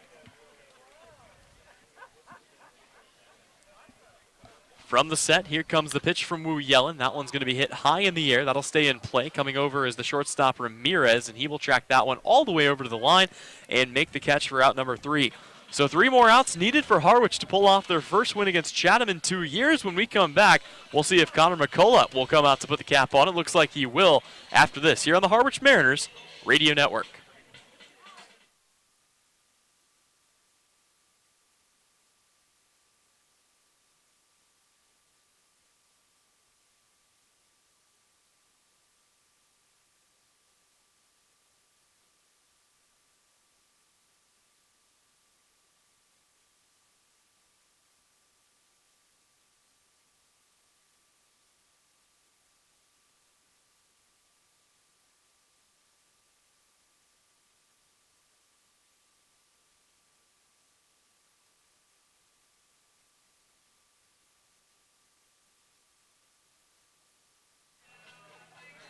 Welcome back to White House Field, and a correction to make. It's actually going to be Jared Weatherby coming on to pitch the 9th inning here, and Weatherby was actually thrown in there for an inning a couple of days ago, and he had 0 earned runs given up at that point. He's given up one earned run to this day, but it was a Taylor Smith walk-off home run in the 10th inning that allowed Falmouth to take a victory over the Harwich Mariners in that one.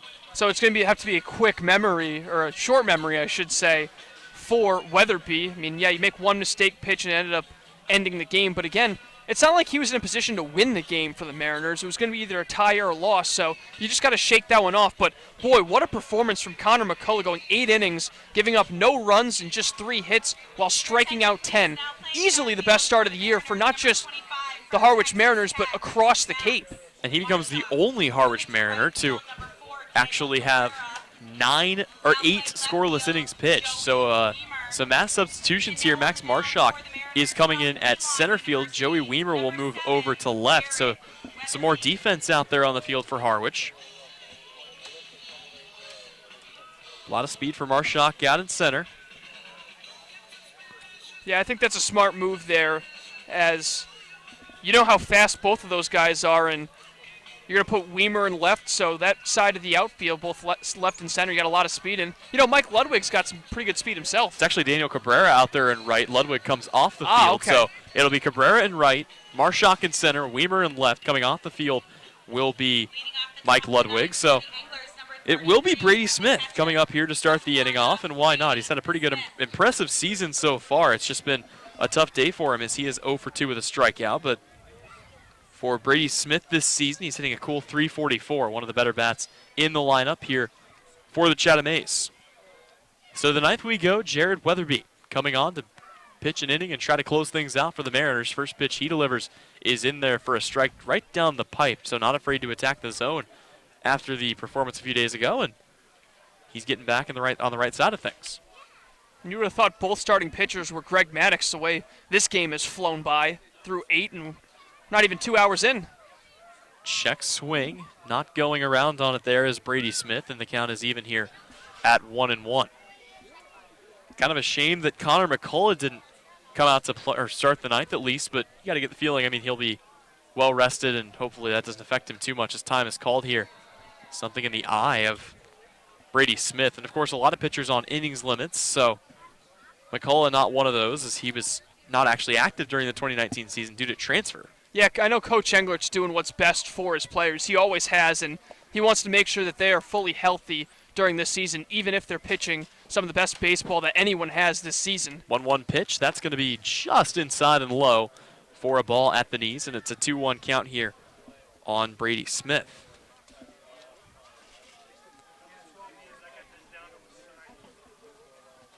So the 2-1 count, Brady Smith digs in. Weatherby a slow delivery, and he'll bring it home. This is going to be taken out into right field and deep, but Cabrera will take a few steps back and make the catch for out number 1. Yep, the Mariners now just 2 outs away from their first victory against the Chatham Anglers this season. If they're able to hang on, it would leave just Orleans, who they haven't beaten yet this season, who they will play tomorrow night. So they're looking to make it 4 straight first victories against a team this season. It's an Orleans Firebirds team that's currently up 4-2 on the Brewster Whitecaps, looking to get back in the win column as they've lost their last, I believe, 6 straight. So here comes Cooper Davis. He's 1 for 3 today, had the leadoff hit to start the game, but since then he has yet to reach base, and he'll watch the first pitch up and inside for a ball.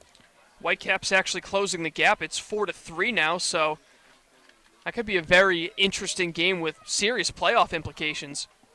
Brewster's actually cut the lead now to 1 run, or as you just said, so the 1-1 pitch is going to be in there. Actually, they're going to say just off. So Weatherby going back to work. Relies pretty heavily on the off-speed pitch, not too much velocity, as the 1-1 is going to be that big circle change that he has, and that'll be in there for strike 2. Tyler, remember a couple weeks ago we had a discussion about pace of play in this league and how quick it is. How about today? I mean, it's been absolutely ridiculous how quickly both pitching staffs have worked throughout this contest. 1-2 is going to be swung on and taken to short. Picking it up is Noisy. He screams one over to first, and it's in time for the second out of the inning. The Harwich Mariners are on the doorstep here with 1 out left to get. And I don't think there's a team throughout the CCBL that has had such great defense at shortstop than the Harwich Mariners. You look at some of the guys that have gone out there. Hal Hughes, who's at second in this game, has played short a lot. You also had, at the beginning of the season, Brian Dempsey looked really good at short. But now, Dylan Noisy has been spectacular tonight, making, I believe, 5 different plays throughout the game. I'll have to double check, but he has just done a phenomenal job manning that 6th position.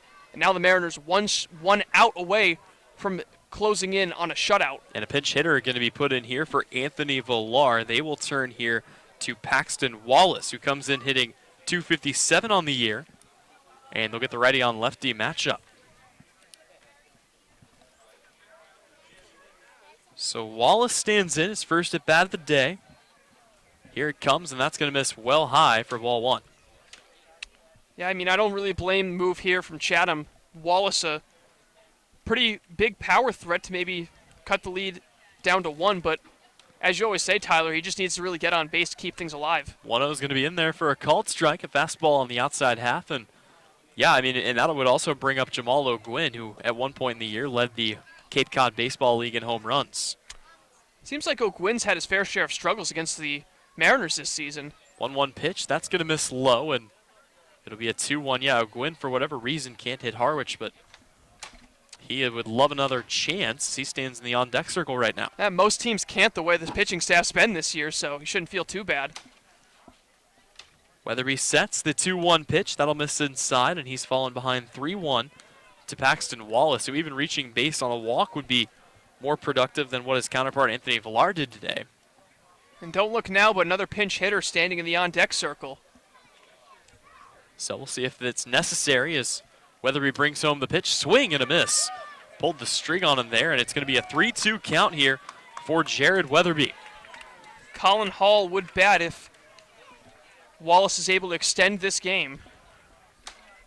Weatherby steps onto the rubber. The Harwich Mariners have not beaten the Chatham A's since July of 2017. The 3-2, and that is just going to miss. That will have to wait at least one batter longer as Paxton Wallace reaches on a 6-pitch walk. Yep, so Hall's going to get an opportunity.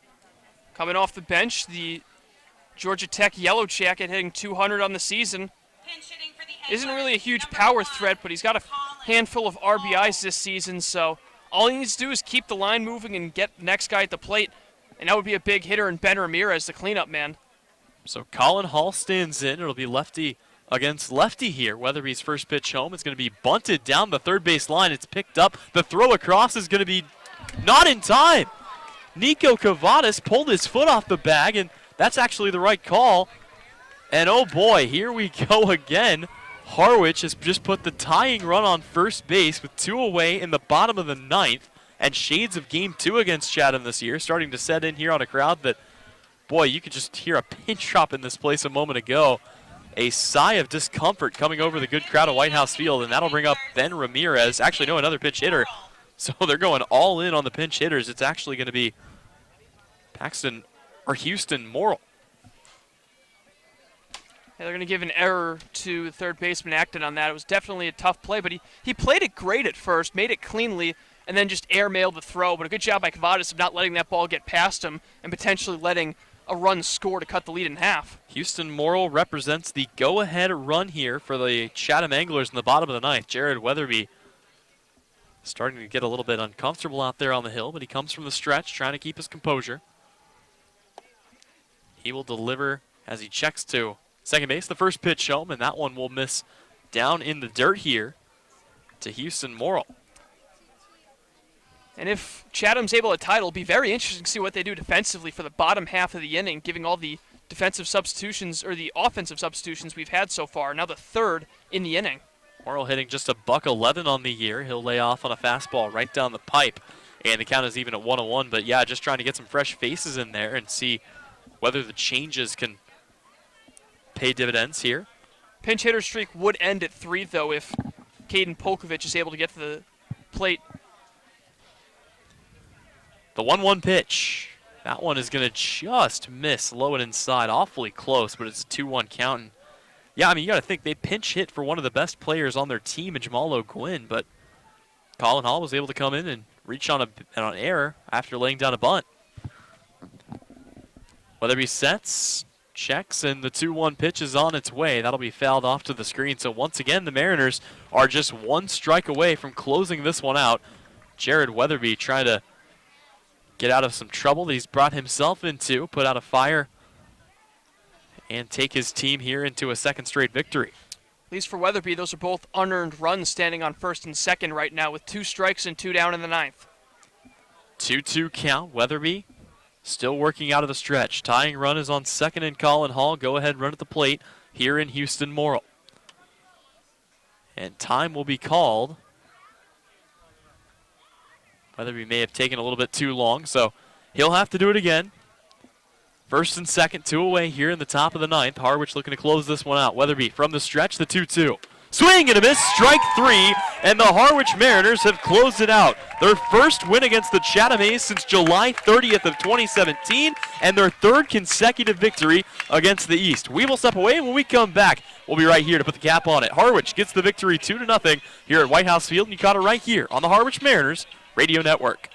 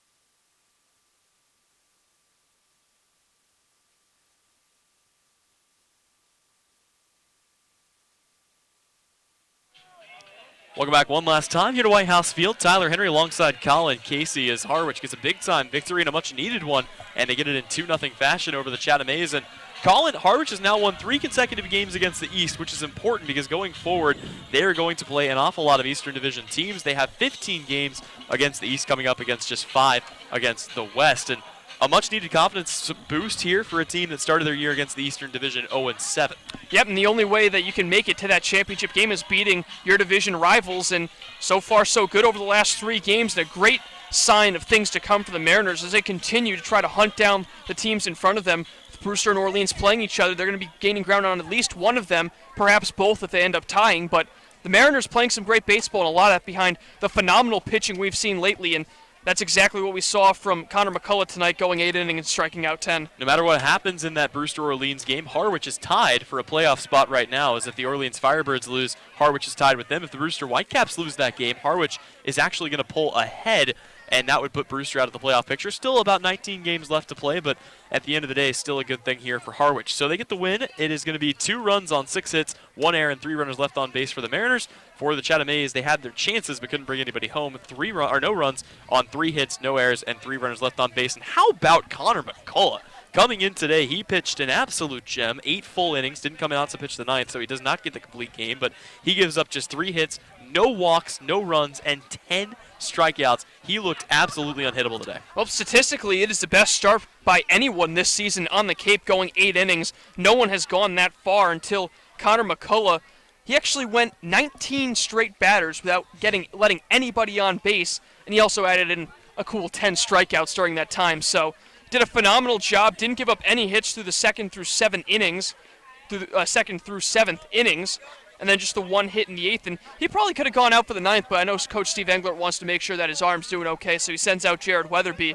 And Weatherby looked pretty good as well, bouncing back after the loss on the walk-off home run. He looked pretty strong, and he was able to pick up his 2nd save of the year. So Connor McCullough gets the victory. He improves on the year to 1-0. Jared Weatherby gets his 2nd save, as you just mentioned. And how about this? A loss today is going to have to go to Zarian Sharp, who pitched really, really well. He gave up just 3 hits in 5 innings. He had 5 strikeouts, and the 1 hit that he gave up was the Nico Kavadis 2-run blast that ended up being the decisive hit. And of course, Harwich has been riding Nico Kavadis, it seems, for the last couple of days. He has been on fire as he extends his hit streak to 11 games today.